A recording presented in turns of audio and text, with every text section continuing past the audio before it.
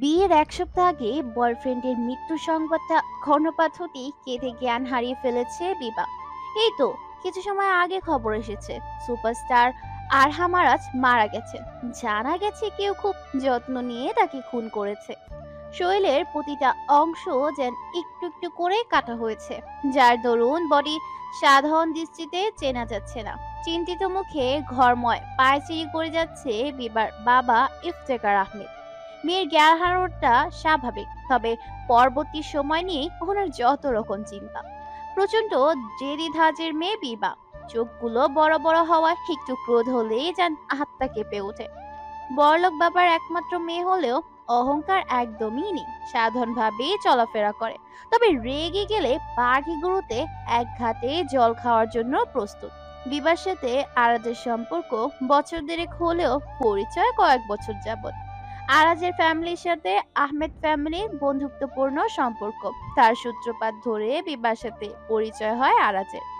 অস্ট্রেলিয়াতে settle আরাজের family, বিজনেসের কাজেই বিড়িতে আসা। বাল্যকালের পরিচয় হলেও 1.5 বছর আগে পরিচয়টা আরো গাঢ় হয়। নিজ বার্থডেতে আরাজের প্রপোজ পায় বিবা। কয়েকশো মানুষের সামনেই প্রপোজ করে আরাজ। অতি সহজেই গ্রহণ করে নেয় বিবা। প্রেমের শুরুটা এভাবে হলো। প্রেম গাঢ় হলো ওই তো মাস 3 আগে। সেদিনই বাগদান হয়েছিল ওদের, কথা ছিল বিয়ে হবে। কিন্তু কি থেকে কি হয়ে গেল। ইফতেখার ফোন হাতে ব্যস্ত হলেন। 3 ঘন্টা বাদে জ্ঞান ফিরে বিবার। সব কথা মনে হতেই পাগলের মতো হয়ে যায় মেয়েটি। হারাজের কাছে যাওয়ার জন্য পাগলামি শুরু করে। দুজন পরিচিকা বিবাকে সামলাতে ব্যর্থ হয়। যেন কোনো অদৃশ্য শক্তি এসেছে বিবার শরীরে, আর শক্তি বেড়ে চলছে অকল্পিতভাবে। নিজ মেয়ের এমন কাণ্ডে বিচলিত হয়ে পড়লেন ইফতেখার। বিবাকে বাধা প্রদান করে ব্যগ্র কণ্ঠে বলেন, শান্ত হবি বা, এমন পরিস্থিতিতে কুটমতের মতো আচরণ ঠিক নয় মামুনি। আরাজ, আমি আরাজের কাছে যাব পাপা। খুব বেশি ভালোবাসি ওকে। আমাদের তো বিয়ে হওয়ার কথা, আর আরাজ তো আজকেই বিড়িতে আসবে। আমাকে যেতে দাও পাপা, যেতে দাও প্লিজ। ওর কিচ্ছু হয়নি পাপা, কিচ্ছু হয়নি। বিবা মামুনি আমার, শান্ত হও। কথাটা বলেই কান্নায় ভেঙে পড়লেন ইফতেখার। বিবাকে অনেক ভালোবাসেন তিনি। এই মেয়েকে নিয়েই তো ওনার জীবন। ইফতেখারের চোখের জল বিবার চোখে লাগে না। মেয়েটির অশ্রুসিক্ত চোখ দুটি ব্যগ্র হয়েছে আরাজের কাছে যাওয়ার জন্য। আশেপাশে চোখ বুলিয়ে ইফতেখারের দিকে তাকায়। মাথায় হাত দিয়ে নিচু হয়ে বসে আছেন তিনি। এক মুহূর্ত অপচয় করে না সে। বাসা থেকে বের হয়ে যায় মুহূর্তে। 1 মাস পর ডাবলিনের আয়ারল্যান্ডের এক রাজধানী একটি পতিতালয়ে বৃষ্টি মেয়েকে ধরা হয়েছে। জানা গেছে এরা পতিতাবৃত্তে প্রফেশনালি কাজ করে। গ্লাস ভর্তি ওয়াইন নিয়ে হাজির হলো রবার্ট। অফিসার স্টোন এর সাথে কথা বলছে অ্যাড। অত্যন্ত রাগী ছেলে অ্যাড। রবার্ট এর সাহস হয় না কথা বলার।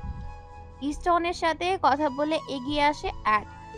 রবার্টের হাত থেকে গ্লাস তুলে নিয়ে এক নিঃশ্বাসেই শেষ করে ওয়াইনের সর্বশেষ ফোঁটা অবধি। ভয় পেয়ে দুহাত পিছিয়ে যায় রবার্ট। ফর্সা মুখটা লাল হয়ে গেছে, কপালের ভাঁজ যেন খুলে পড়বে। ইংলিশে অ্যাড বলল, আমাকে ভয় পাচ্ছ তুমি? দুঃখিত স্যার। নোলানকে সমস্ত ইনফরমেশন দাও, বলবে 20 জন মেয়ে পাওয়া গেছে। Okay sir. রবার্ট মাথা নিচু করে চলে যায়। অ্যাডের দুভুরু এর ফাঁকে সূক্ষ্ম ভাঁজ পড়েছে। মেয়েগুলোকে এখনো দেখেনি সে। কিছুক্ষণ পর অফিসার স্টোন কিছু পেপার নিয়ে ফিরে আসেন। পেপারগুলো চেক করে অ্যাড সবকিছু ঠিকঠাক থাকায় বলে, আমি এখন ওদের সাথে দেখা করতে চাই। সমস্ত কিছু রেডি করে রাখো। ওকে। যাওয়ার জন্য পথ আগায় অ্যাড। আচমকা স্টোন পিছে ডাকে, অ্যাড দাঁড়াও, তোমাকে একটা বিশেষ কথা বলা হয়নি। হুম, বলো। যে মেয়েগুলোকে লিস্ট করা হয়েছে তাদের মাঝে একজন ভিনদেশী আছে। হোয়াট? কথাটা অবাক হয়েই বলে অ্যাড। আইল্যান্ডের ভিন্ন দেশি মেয়ে পতিতার সাথে জড়িত, তাও আবার প্রফেশনালি। বিষয়টা কেমন অদ্ভুত লাগে ওর। যদিও বিশেষ রহস্য নয়। জাতিগত ভিন্নতা থাকলেও নারীর বাহিক রূপে তো হেরফের নেই, তবু খটকা লাগে। তথ্য অনুযায়ী এমনটা হওয়ার কথা না। এক মুহূর্ত দেরি করে না সে, সোজা হাঁটা লাগায়। স্টোন আবারও পিছু ডেকে বলে, অ্যাড এভাবে যাওয়া উচিত হবে না, তুমি দাঁড়াও, আমি সব ব্যবস্থা করেছি। আমার কথা শোনো অ্যাড। লম্বা পা ফেলে এগিয়ে যায় অ্যাড। স্টোনের ডাক তার কর্ণপাত ঘটেনি। বোকার মতো দাঁড়িয়ে থাকে স্টোন। অ্যাডকে কোনো কালেই বুঝতে পারলো না। বদ্ধ রুমের কাছে এসে থামে অ্যাড। আগে 6টা রুমে গিয়ে ভিন্ন দেশির দেখা মেলেনি, এখন এই বদ্ধ রুমটাই বাকি।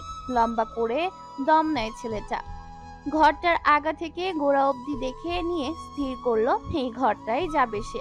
দরজায় বহুকালের ময়লা জমে আছে। পকেট থেকে মাস্ক বের করে মুখে মাস্ক লাগায় বেশ ভালো করে। দরজা ধাক্কা দিতেই গায়ে কিছু ধুলো এসে পড়ে। কাশি উঠে যায়। কাশতে কাশতে আশেপাশে চোখ বুলায়। বদ্ধ ঘরের অবস্থা মোটেও ভালো নয়। এই ঘরের চারপাশে রয়েছে সব অযোগ্য আসবাবপত্র। দেওয়ালে হাত বুলিয়ে লাইট জ্বালায়, তবে লাইটও জ্বলছে না। পরিশেষে ফোনে ফ্ল্যাশ অন করে। অসতর্ক থাকায় ভাঙা চেয়ারের সাথে পা উল্টে যায়। মেঝেতে পড়ে ফর্সা হাতের অবস্থা হয় রক্তলাল। কিছুটা ছিলে গেছে বোধহয়। হালকা ব্যথা অনুভব হয়। মেঝেতে উঠে জ্যাকেট পরিষ্কার করার সময় চোখে পড়ে ধুলোতে জড়ানো ভিন্নদেশী। হলদেটে মুখে কিছুটা চুল লেপ্টে আছে। শীতের মাঝেও ঘেমে একাকার। ছিমছাম গরম, তবে রুগ্ন। ফ্ল্যাশটা আরেকটু কাছে নিতেই ভিন্ন দেশির পূর্ণরূপ দেখতে পায় সে। পাতলা ঠোঁটের গড়নে, চিকন নাকের অধিকারিণী ভিন্ন দেশির দেশ সম্পর্কে আন্দাজ করতে পারে না তাৎক্ষণিক। ভিন্ন দেশির নাক থেকে মৃদু রক্তের স্রোত নেমে যায়। এবার সচকিত হয় ছেলেটা। দ্রুত মেয়েটার মুখে হাত রেখে হালকা হাতে থাপ্পড় দেয়। মেয়েটা সম্পূর্ণ নিস্তেজ হয়ে পড়ে আছে। পোশাকের সাজসজ্জা দেখে মেয়েটাকে কি আদৌ পতিতা নাকি অন্য কিছু তা ঠিক বুঝতে পারলো না। পতিতা হলে জ্ঞান শূন্য হয়ে পড়ে আছে কেন? নানান প্রশ্নে পাগল প্রায় অবস্থা। এদিকে ভিন্ন দেশি নাক থেকে রক্তের ফোয়ার নেমে যাচ্ছে। সময় নষ্ট করে না সে। মেয়েটাকে কোলে তুলে নিয়ে স্টোর রুম থেকে বেরিয়ে আসে। করিডোর দিয়ে আটকে দেখতে পায় স্টোন। প্রচন্ড অবাকের সহিত কিছুক্ষণ তাকিয়ে থাকে। অ্যাডের কণ্ঠ পেয়ে ছুটে আসে। দ্রুত ওকে হসপিটালে নেওয়ার ব্যবস্থা করো। কাকে পাঠিয়েছিলে তুমি? মেয়েটা জ্ঞানশূন্য হয়ে আছে, দেখতে পাওনি? এতটা কেয়ারলেস? সরি, আসলে আমি এতটা মূল্য দেয়নি, বাট তুমি ওকে কোলে তুলে নাও। সে পতিতা দলের সহিত যুক্ত। সময় নষ্ট করো না stone. She is very weak. দ্রুত ট্রিটমেন্টের প্রয়োজন, না হলে যা তা হতে পারে। এটা আমি চাচ্ছি না। সকলকে সুস্থ রাখতে হবে, একদমই সুস্থ। স্টোন অবাক চোখে তাকায়। অ্যাড একটা পতিতার জন্য এত ব্যগ্র হচ্ছে। পতিতাদের প্রতি ঘৃণা পোষণ করা অ্যাড আজ সেই পতিতাকেই কোলে তুলে নিয়েছে। স্টোনকে নড়াচড়াহীন দেখে অ্যাডের বিরক্তি জাগে।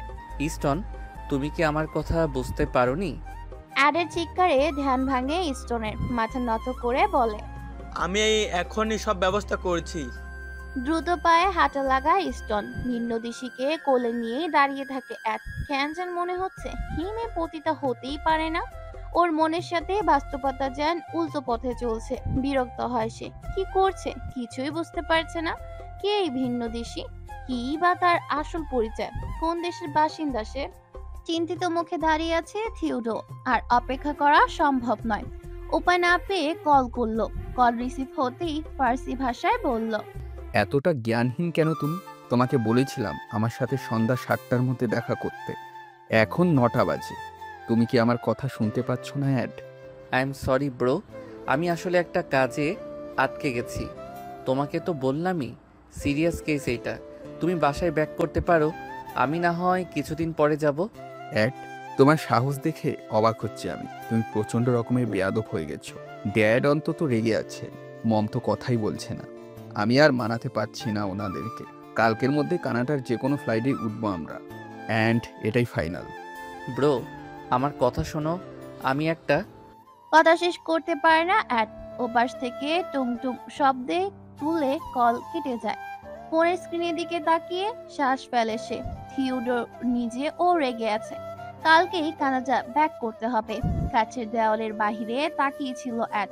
হালকা শীত পড়েছে। কানাডায় নিশ্চয়ই খুব ঠান্ডা এখন। তুষারপাত শুরু হলে ফ্লাইট বন্ধ হয়ে যাবে। অ্যাড সিদ্ধান্ত নেয় কালকেই ব্যাক করবে। ঠিক তখনই নার্স এসে বলল, মিস্টার অ্যাড, আপনার পেশেন্টের জ্ঞান ফিরেছে। All right. নার্স চলে যায়। অ্যাডের খেয়াল হয় ভিন্ন দেশির কথা। কাল ফিরে গেলে ভিন্নদেশীর কি হবে? ভিন্নদেশীর রিপোর্ট এখনো হাতে আসেনি। এখন অব্দি ঠিকঠাক বোঝা যাচ্ছে না ভিন্নদেশী আদৌ প্রস্টিটিউট কি না। মাথায় হাত চেপে বসে আছে ভিন্নদেশী সেই মেয়েটি। জোর খোলার শব্দ পেয়ে তাকায় সে। মৃদু হাসার চেষ্টা করে তবে সে হাসি কপূর্বের মতো উড়ে যায় হঠাৎ, কারণ ভিন্নদেশী মেয়েটি ভয় গুটি সুটি মেরে নিয়েছে। খ্যাক খ্যাক করে কাশে গলাটা কেমন যেন লাগছে। শুকনো প্যাচে কণ্ঠে বলে, হ্যালো, হোয়াটস ইউর নেম? ভিন্নদেশী উত্তর দেয় না, চোখ দুটো কেমন ছলছল করছে। সামান্য কাছে আসতেই হুড়মুড়িয়ে উঠে যায় মেয়েটি। প্রচন্ড অবাক হয় মেয়েটি সিক্ত নয়নে তাকিয়ে বলে, আমার কাছে আসবে না, আমি কিন্তু নিজেকে শেষ করে দেব। একদম কাছে আসবে না। ভিন্নদেশীর কথায় ভ্রু কুটি করে তাকায় সামান্য ভেবে বলে, what kind of language is this? I don't understand what you are saying. ভিন্নদেশীর বলা বাংলা ভাষা বুঝতে পারেনি মেয়েটি বুঝতে পারে যে তার কথা বুঝতে পারছে না তাই কাপা কাপা স্বরে ইংরেজিতে বলল, তুমি কোনো বাজে উদ্দেশ্য নিয়ে এসেছো, তাই না? হোয়াট? আমি কেন বাজে উদ্দেশ্য নিয়ে আসবো? যাই হোক, তোমার নাম কি বলো? বিভা, তানমির বিভা। কি বললে তুমি? তানমির বিভা। ওহ, টার্মির বিভা। নো, ইটস তানমির বিভা। টার্মির বেইভা? তানমির বিভা। পরপর কয়েকবার নিজের নাম বলেও কে বুঝাতে পারল না বিভা। ছেলেটা বারবার তার নামকে চার্মিন বিবাই না হয় চার্মির বিবাই উচ্চারণ করছে। নিজের নাম বোঝাতে অক্ষম হয়ে সে মাথা ঝাঁকায়। ছেলেটা সামান্য হেসে বলে, ওকে বেইভা, তুমি কোন দেশ থেকে এসেছো? আই মিন তোমার motherland? Bangladesh. Bangladesh? No, it's Bangladesh. Anyway, বাংলাদেশটা কোথায়? অ্যাডের কথা শুনে ফ্যালফ্যাল করে তাকায় বিভা। বাংলাদেশকে বাংলাদেশ উচ্চারণ করছে, আবার বাংলাদেশ কোথায় তা জিজ্ঞেস করছে। নিজের দেশের নামের বিকৃতি ভালো লাগে না শুনতে। এক মুহূর্ত থ মেরে যায় সে, তারপর হকচকিয়ে বলে, এটা কোন দেশ? দ্যাটস ওয়াই ইট শেষ। প্লিজ যাই বলো ইংরেজি ল্যাঙ্গুয়েজে বলো, আমি তোমার কথা বুঝতে পারছি না। নিজ আচরণে লজ্জিত হয় বিভা। চোখের সামনে বিদেশি দাঁড়িয়ে আছে, সে নিশ্চয় বাংলা ভাষা বুঝতে পারবে না। পরপর শ্বাস ফেলে ইংরেজিতে বলল, আমি এখন কোন দেশে আছি? আয়ারল্যান্ড। তুমি জানো না তুমি কোন দেশে এসেছো? It's very painful girl. দুদিকে মাথা কাত করে না বলে বিভা। ছেলেটা চমকায়িত হয়ে বলে, এটা কি করে সম্ভব? তুমি কোথায় আছো তুমি সত্যিই জানো না? বিভা কিছু বলবে তার আগে নার্স কেবিনে প্রবেশ করে। নার্সের সাথে কথা বললে চলে যায়। বিভা প্রচন্ড অবাক হয়ে অ্যাডের যার পানে তাকিয়ে থাকে, ভাবনা মিলাতে পারে না কোনোভাবে। রিপোর্টের তথ্য অনুযায়ী মেয়েটা সম্পূর্ণ ভার্জিন। এর অর্থ একটাই হয়, মেয়েটা পতিতা নয়, আর না ওনার সাথে কোনো খারাপ কিছু ঘটেছে। আপনি আমার কথা বুঝতে পেরেছেন হ্যাডসন অ্যাড? Are you sure? অ্যাকচুয়ালি আমি মেয়েটিকে ব্রোথেল থেকে ঘটনা স্পট থেকে পেয়েছি, যদিও মেয়েটি একটি বদ্ধ রুমে জ্ঞান শূন্য হয়েছিল। ইয়েস মিস্টার হ্যাডসন, এদিকে আসুন। দেখুন মেয়েটির হাতে পায়ে কাটা দাগ, যার ফলে এটি পরিষ্কার মেয়েটির সাথে ধস্তাধস্তি হয়েছে।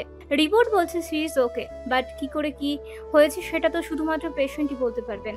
ফাইলটা অফ করে দেয় ডাক্তারের সাথে হাত মিলিয়ে বলে, থ্যাঙ্কস মিস্টার প্যাটেল। আমি কি পেশেন্টকে নিয়ে যেতে পারি? অবশ্যই, বাট ওনার প্রতি এক এক্সট্রা কেয়ার রাখতে হবে। ভয় আর মানসিক চাপ মিলে বিপর্যস্ত হয়ে পড়েছেন। ইয়া, আমি নজর রাখবো। ডাক্তারের কেবিনে থেকে বেরিয়ে আসে বিভাকে কানাডায় নেওয়া যাবে না, সেটার জন্য কয়েকদিন সময় লাগবে। তাছাড়া কালকেই ওকে কানাডায় যেতে হবে। মেয়েটি যখন পতিতার কোনো অংশ নয়, সে অনুযায়ী কেয়ার করা একটা দায়িত্ব। আপন মনে হাঁটতে হাঁটতে গ্রাউন্ড ফ্লোরের করিডোরে চলে আসে। পেছন থেকে বিকট এক শব্দ ভেসে আসতেই হকচকিয়ে যায় ছেলেটা। কিছু বোঝার পূর্বেই বিভা এসে আটকে খামচে ধরে।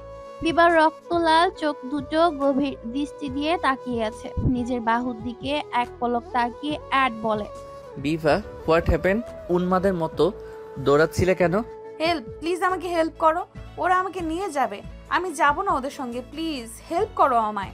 অ্যাডের চোখে মুখে বিস্ময়। বিবার বাহু ঝাঁকিয়ে বলল, রিল্যাক্স, কেউ তোমাকে নিয়ে যাবে না, তুমি নিজেকে শান্ত করো।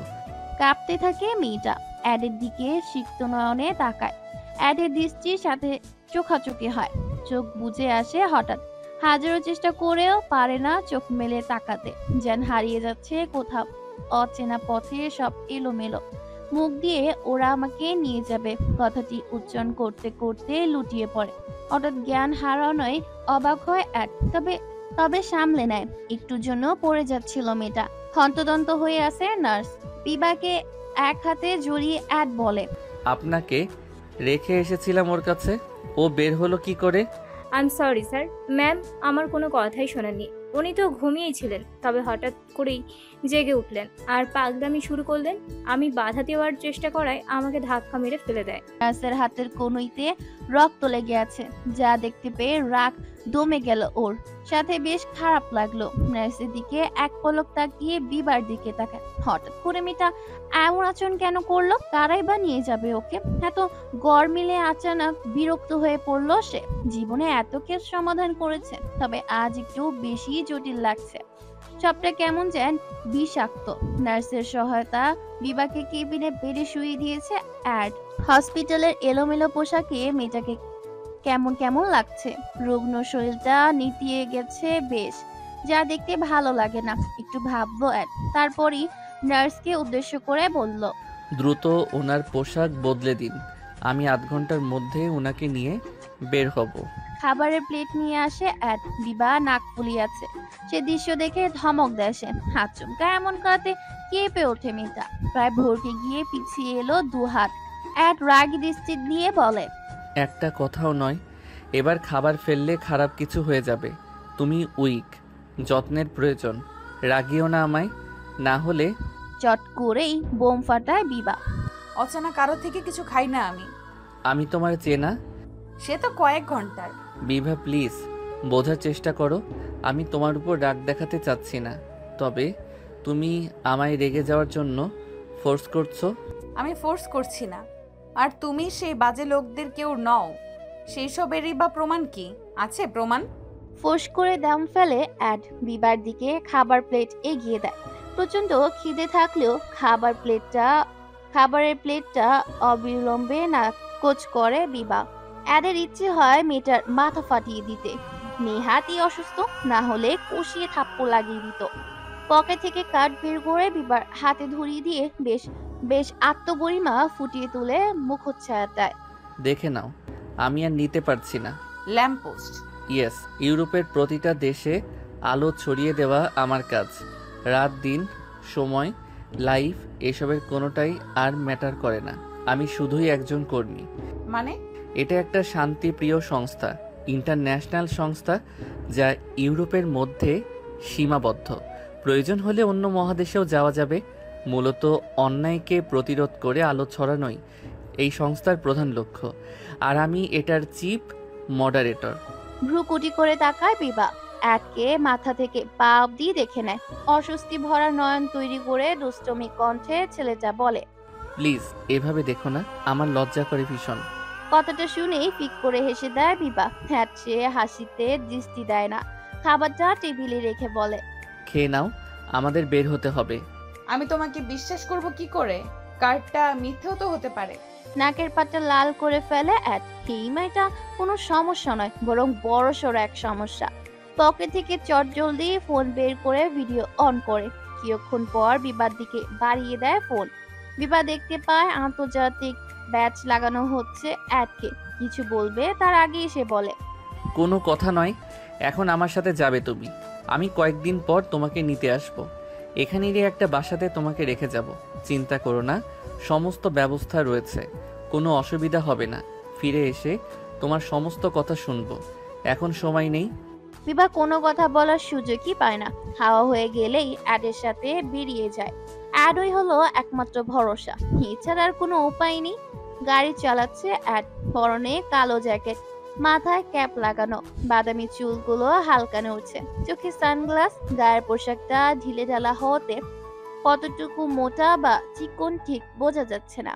আরাজের কথা ভাবতেই কান্না চলে আসছে। ছেলেটার মৃত্যু সংবাদ শোনা হয়েছে আজ মাস খানেকের কম নয়, অথচ অস্ট্রেলিয়াতে পৌঁছাতে পারল না সে। গত 1 মাসে ঘটে যাওয়া কাহিনীগুলো শরীরে কাটার মতো লাগছে।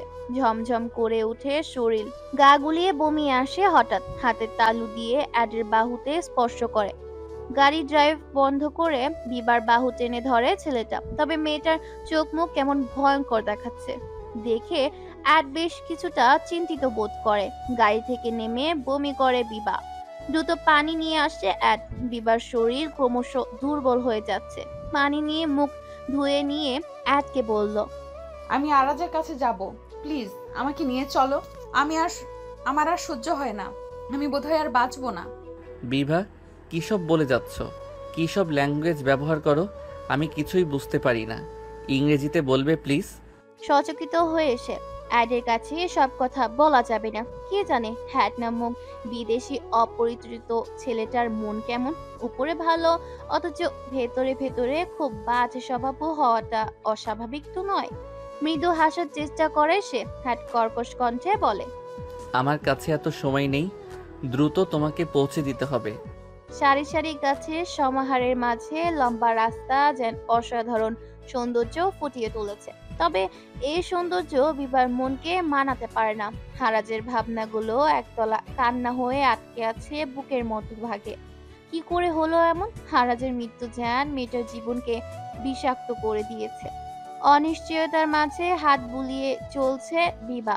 একটাই আশা, নিউজটা যেন কোনোভাবে মিথ্যা বানোয়াট হয়। ডুপ্লেক্স বাড়ির কাছে এসে গাড়ি থামে। তবে সেদিকে ধ্যান নেই বিবার। পরপর কয়েকবার ডাকার পরও শুনতে পায়নি সে। হালকা হাতে বাহুতে স্পর্শ করতে ছিটকে দূরে সরে যায় মেয়েটি। অ্যাড হাত দিয়ে আশ্বস্ত করে বলে, আমরা চলে এসেছি, গাড়ি থেকে বেরিয়ে এসো। কোথায় এসেছি? এটা একটা বাংলো, সো আমরা বাংলোতে এসেছি। বাংলোর কথা শুনে চোখ বড় বড় হয়ে যায় বিবার। হ্যাটের দিকে অবিশ্বাসের চাহনি আর ভয়ার্ত স্বরে বলে, তোমার উদ্দেশ্য ঠিক নেই, আমার ভয় হচ্ছে। তুমি নিশ্চয়ই কোনো বাজে লোক। ওহ বিভা প্লিজ, আমি ক্লান্ত হয়ে গেছি। আমাকে বিশ্বাস করা ছাড়া কোনো উপায় নেই তোমার, তাই প্লিজ কোনো কথা বলো না। আগেও বলেছি আমায় রাগাবে না। আমি তোমার সাথে ভয়ঙ্কর হতে চাচ্ছি না। আমার সাথে বিশ্বাসঘাতকতা করবে না তো? ধীরবায় এগিয়ে আসে অ্যাড।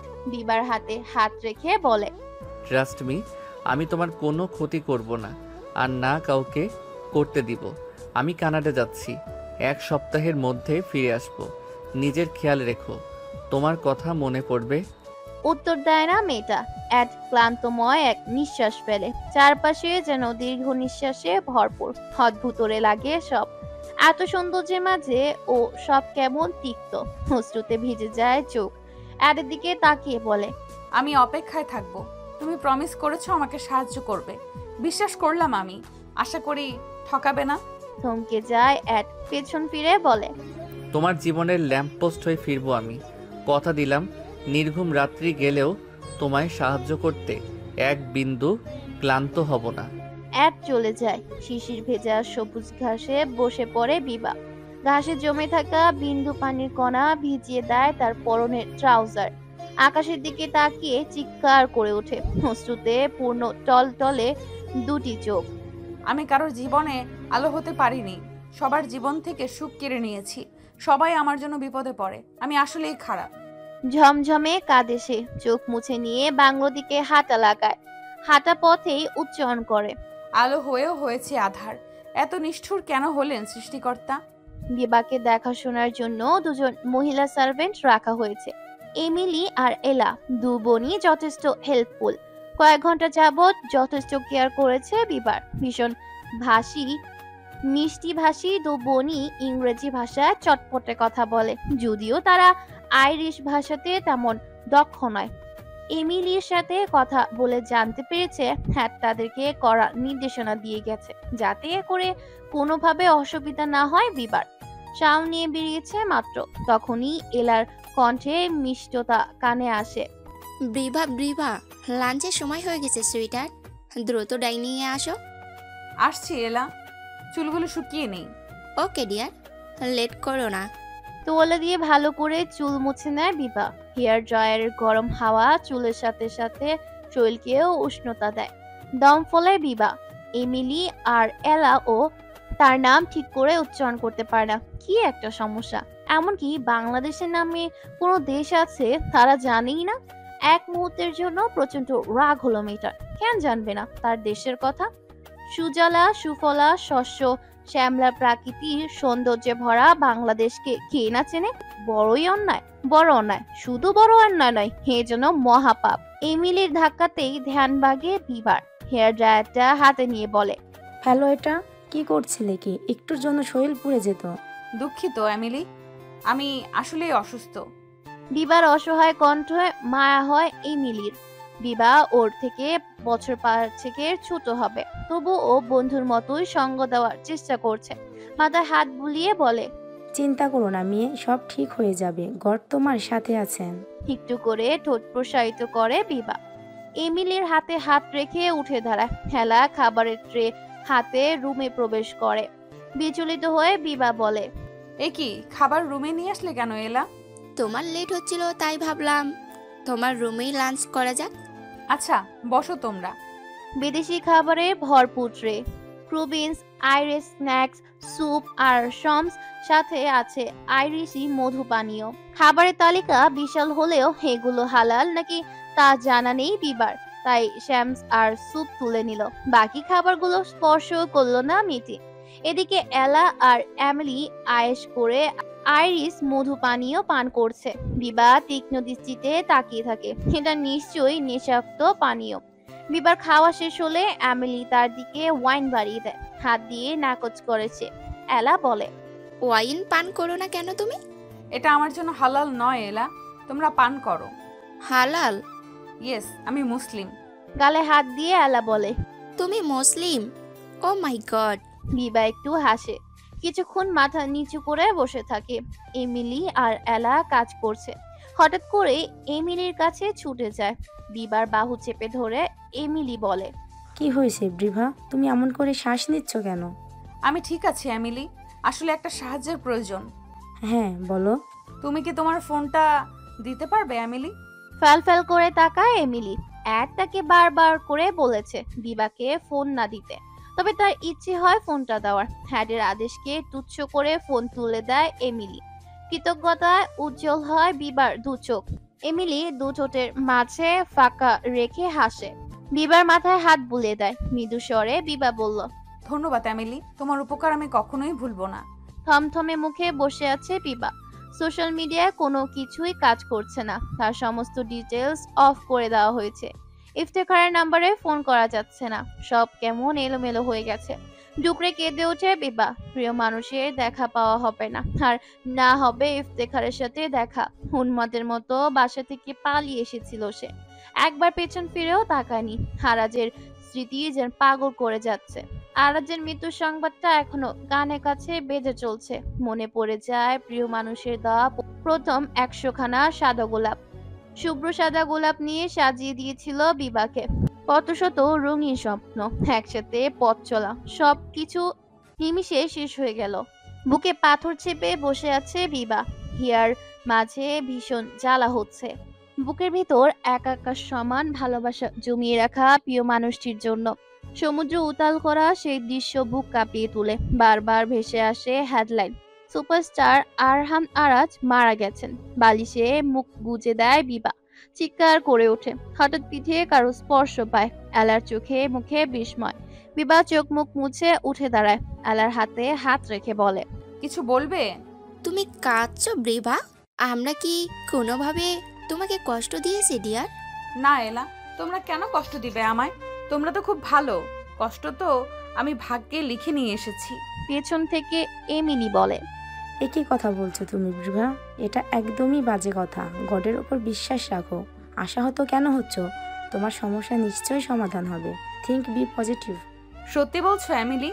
আমি ফিরে পাবো আমার প্রিয় মানুষটিকে? ব্রিভা, কি বললে তুমি? আমি ঠিক বুঝতে পারলাম না। এটা কেমন ল্যাঙ্গুয়েজ? চোখ মুছে নেয় বিবা। বারবার বাংলা চলে আসে। অভ্যাস তো অভ্যাসই হয়। এমিলির দিকে এগিয়ে যায় সে। এলাকে উদ্দেশ্য করে ইংরেজিতে বলে, তুমি বলেছিলে এমিলি, কোলে মাথা রাখলেই নাকি ঘুম চলে আসে, তাই রোজ এমিলি তোমাকে ঘুম পাড়িয়ে দেয়। আজ আমি যদি এমিলির কোলে মাথা রেখে ঘুমাই, তুমি কি কষ্ট পাবে এলা? আরাজের মৃত্যুতে পাগলের মতো হয়ে যায় বিভা। কোনো দিক না তাকিয়ে ছুটতে থাকে, এমনকি নিজের কার্ডও নিতে ভুলে গেছে। অথচ বাংলাদেশ থেকে অস্ট্রেলিয়াতে যাবে বলে স্থির করেছে। আশেপাশে মানুষের আনাগোনা নেই বললেই চলে, কারণ এখন সময় রাত 2টোর কাছাকাছি। ঘুটঘুটে অন্ধকারের মাঝে হেঁটে চলছে বিভা, একটু আলোর দেখাও যেন নেই। রাতের রাজা চন্দ্রমামাও যেন আজ মুখ ঘুরিয়ে নিয়েছে, অভিমান করে লুকিয়ে আছে কুয়াশার চাদরে। হালকা শীতের মাঝে অতিরিক্ত কুয়াশা বিষয়টা অবাক করারই মতো। চারপাশে জঙ্গলে ঘেরাও করা। বিভা কোথায় যাচ্ছে জানা নেই, ওর মস্তিষ্ক একটা কথাই জানে, আমাকে যেতে হবে, এক্ষুনি আরাজের কাছে যেতে হবে। রাস্তার ধার ধরে হাঁটছিল বিপা, হঠাৎ করেই জঙ্গল থেকে ভেসে আছে তক্ষক এর ডাক। সে ডাক শুনশান মাঝ রাস্তায় কেমন ভুতুড়ে পরিবেশের সৃষ্টি করেছে। শৈলের প্রতিটি লোমকূপ ডেকে উঠেছে, শৈলের প্রতিটি লোমকূপ জেগে উঠে। বিবার অন্তর আত্মা অবধি ধুকপুক ধুকপুক করছে। প্রতিটা নিউরন যেন থমকে যায়। পেছন থেকে কিছু পড়ার শব্দ পেয়ে দুটো হাত লাগায় মেয়েটি। ভয় হচ্ছে এবার। বন্যপ্রাণীর হিস হিস ফিস ফিস শব্দে নিঠাল পরিবেশ যেন অদ্ভুতরে হয়ে পড়েছে ক্রমশ। বিভা ছুটে থাকে, ছুটতে ছুটতে চিকন এক রাস্তার ধারে এসে পড়ল। সেই রাস্তায় যে মেয়েটির জীবনের ভয়ঙ্কর বিপর্যয় নামিয়ে দিবে তা কে জানতো। একটু দূরে ছোট্ট একটা বাড়ি দেখতে পায়। আশ্রয়ের জন্য সেখানে গেল, ও আশ্রয় না পেয়ে শিকার হতে হয়। 5 জন লোকসহ 4 জন মহিলা কোনো বিষয় চিন্তাগ্রস্ত। চিন্তার বিষয় আজকে রাতের মধ্যেই 4টে মেয়েকে পাচার করতে হবে। অথচ একটা মেয়েকে রেপ করায় প্রচন্ড ব্লিডিং হয়ে মারা গেছে। 4টে মেয়ে না পাঠালে সমস্যা হয়ে যাবে। কথাগুলো আড়াল থেকে শুনে ছুট লাগায় বিভা। অসতর্ক অবস্থায় পালাতে যেতেই পাশে ভাঙা পুরনো টিনের স্তূপে গিয়ে পড়ে। ঝুমঝুম আওয়াজ হতেই ছুটে আসে লোকগুলো। বিভা পালায়, নিজের সর্বোচ্চ দিয়ে পালায়, তবে বেশি দূর যেতে পারে না, তার আগেই ধরা পড়ে যায়। বিদঘুটের রূপের অধিকারী এক পশু বলে ওঠে, ওকে দিয়ে রাতের দিনেরটা হয়ে যাবে। উল্টাপাল্টা চিন্তা করিস না এখন, ভাগ্য ভালো যে একে পেয়ে গেছি, একেও পাচার করতে হবে। কথাগুলো শুনে চমকে ওঠে বিভা। চিৎকার করতেই একজন মহিলা সজোরে থাপ্পড় মেরে দেয় তার ফর্সা তকতকে গালে। প্রথম কয়েক সেকেন্ড দম ফেলে বিভা, পরিশেষেই চিৎকার করে ডাকে, কেউ আমাকে সাহায্য করো, এরা আমাকে পাচার করে দিবে, হেল্প, কেউ আছো? কথাটা শেষ হতেই আরেকজন মহিলা আরেকটা থাপ্পড় দেয়। মহিলার শক্ত হাতের প্রকোপে পড়ে ছিটকে যায় বিভা। সম্ভবত দলের লিডার বলে ওঠে, শালিনী বেঁধে রাখ, আজ কপাল খারাপ তাই বেঁচে যাচ্ছে, না হলে এখানেই দফারফ হয়ে যেত। বস, কচি মাইয়া একদমই সতেজ মনে হচ্ছে, একে ছেড়ে দেবো? আমার কলিজাটা কেমন করতেছে। লোকটার কথাতে লিডার একটু থামে, পৈশাচিক হাসিতে মেতে ওঠে সে। বিবার দিকে হাত বাড়াতেই বিভা চিৎকার করতে থাকে। মুখ বাঁধা থাকায় শব্দ হয় কেবল। একজন লোক ঘর থেকে হন্তদন্ত হয়ে আসে। বিষাক্ততায় ছেয়ে যায় লিডারের মুখ। বিবার দিকে লোভাতুর দৃষ্টিতে তাকায়। নোংরা দৃষ্টিতে কেঁপে ওঠে বিবার চিত। পরিশেষে তাকে পাঠানো হয় গাড়িতে, যেখানে আগে থেকেই বাধা অবস্থায় ছিল আরো 3টে মেয়ে। শিপে করে পাচার করা হবে ওদের। গাড়ি থেকে নামিয়ে শিপে ওঠানো হয়। মুখের বাঁধন আলগা হতেই বিভা চিৎকার করে ওঠে, আমাকে কেউ সাহায্য করো, ওরা আমাকে নিয়ে যাচ্ছে, সাহায্য করো, কেউ সাহায্য করো। বিভা কাঁদতে থাকে, বারবার একই কথা বলে। অ্যাড যেন বোকা বনে যায়। বিবার দৃষ্টি অ্যাডের দিকে যেতেই দুহাত পিছিয়ে যায় মেয়েটি। বিভা বলে, কাছে আসবে না, একদম কাছে আসবে না, আমি কিন্তু তোমাকে খুন করব, খুন করে দেব, সরে যাও, সরে যাও বলছি। বিভা, কি বলছো এসব? আমি তোমার কথা বুঝতে পারছি না, প্লিজ ইংরেজি ল্যাঙ্গুয়েজ ইউজ করো। সচকিত হয় বিভা। পুরো বিষয়টা তার মাথায় খেলে যায়। সে স্বপ্ন দেখছিল, 1 মাস আগে ঘটে যাওয়া সেই কালো রাতটি স্বপ্ন দেখছিল সে। হঠাৎ করে ঝমঝমে কেঁদে ওঠে মেয়েটা। হ্যাটের মায়া হয়, তার আদুরে কণ্ঠে ডাকে, কাঁদছো কেন বিভা? আমি কি তোমাকে কষ্ট দিয়েছি? লোক, আমি তোমার কাছে আসছি না, তুমি প্লিজ শান্ত হও। আমাকে সাহায্য করো অ্যাড, আমাকে সাহায্য করো, আমার দম বন্ধ হয়ে আসছে। পানির গ্লাস এগিয়ে দেয় অ্যাড। এক নিঃশ্বাসে তা পান করে বিভা। অ্যাডের জ্যাকেটে হাতা ধরে বলে, আমাকে প্রমিস করেছো তুমি, আমাকে সাহায্য করবে তো? শান্ত হও বিভা, আমি তোমাকে সাহায্য করব, তুমি প্রচণ্ড উইক। তাছাড়া অনেক রুলস আছে, সেগুলো কমপ্লিট করেই তোমাকে সাহায্য করব আমি। আপাতত তোমাকে কানাডায় নিয়ে যেতে পারবো, আর সেটাও ব্ল্যাকে, কারণ আমি চাচ্ছি না তোমার বিষয়টা ইন্টারন্যাশনাল হয়ে যাক। তেমনটা হলে প্রচুর ভোগান্তি পেতে হবে। আমার কথা বুঝতে পেরেছো তুমি? দিকে মাথা কাত করে সম্মতি জানালো বিভা। আর ইশারায় তাকে ফ্রেশ হয়ে আসতে বলে। বিভা চলে যেতেই চিন্তাগ্রস্ত হয় ছেলেটা।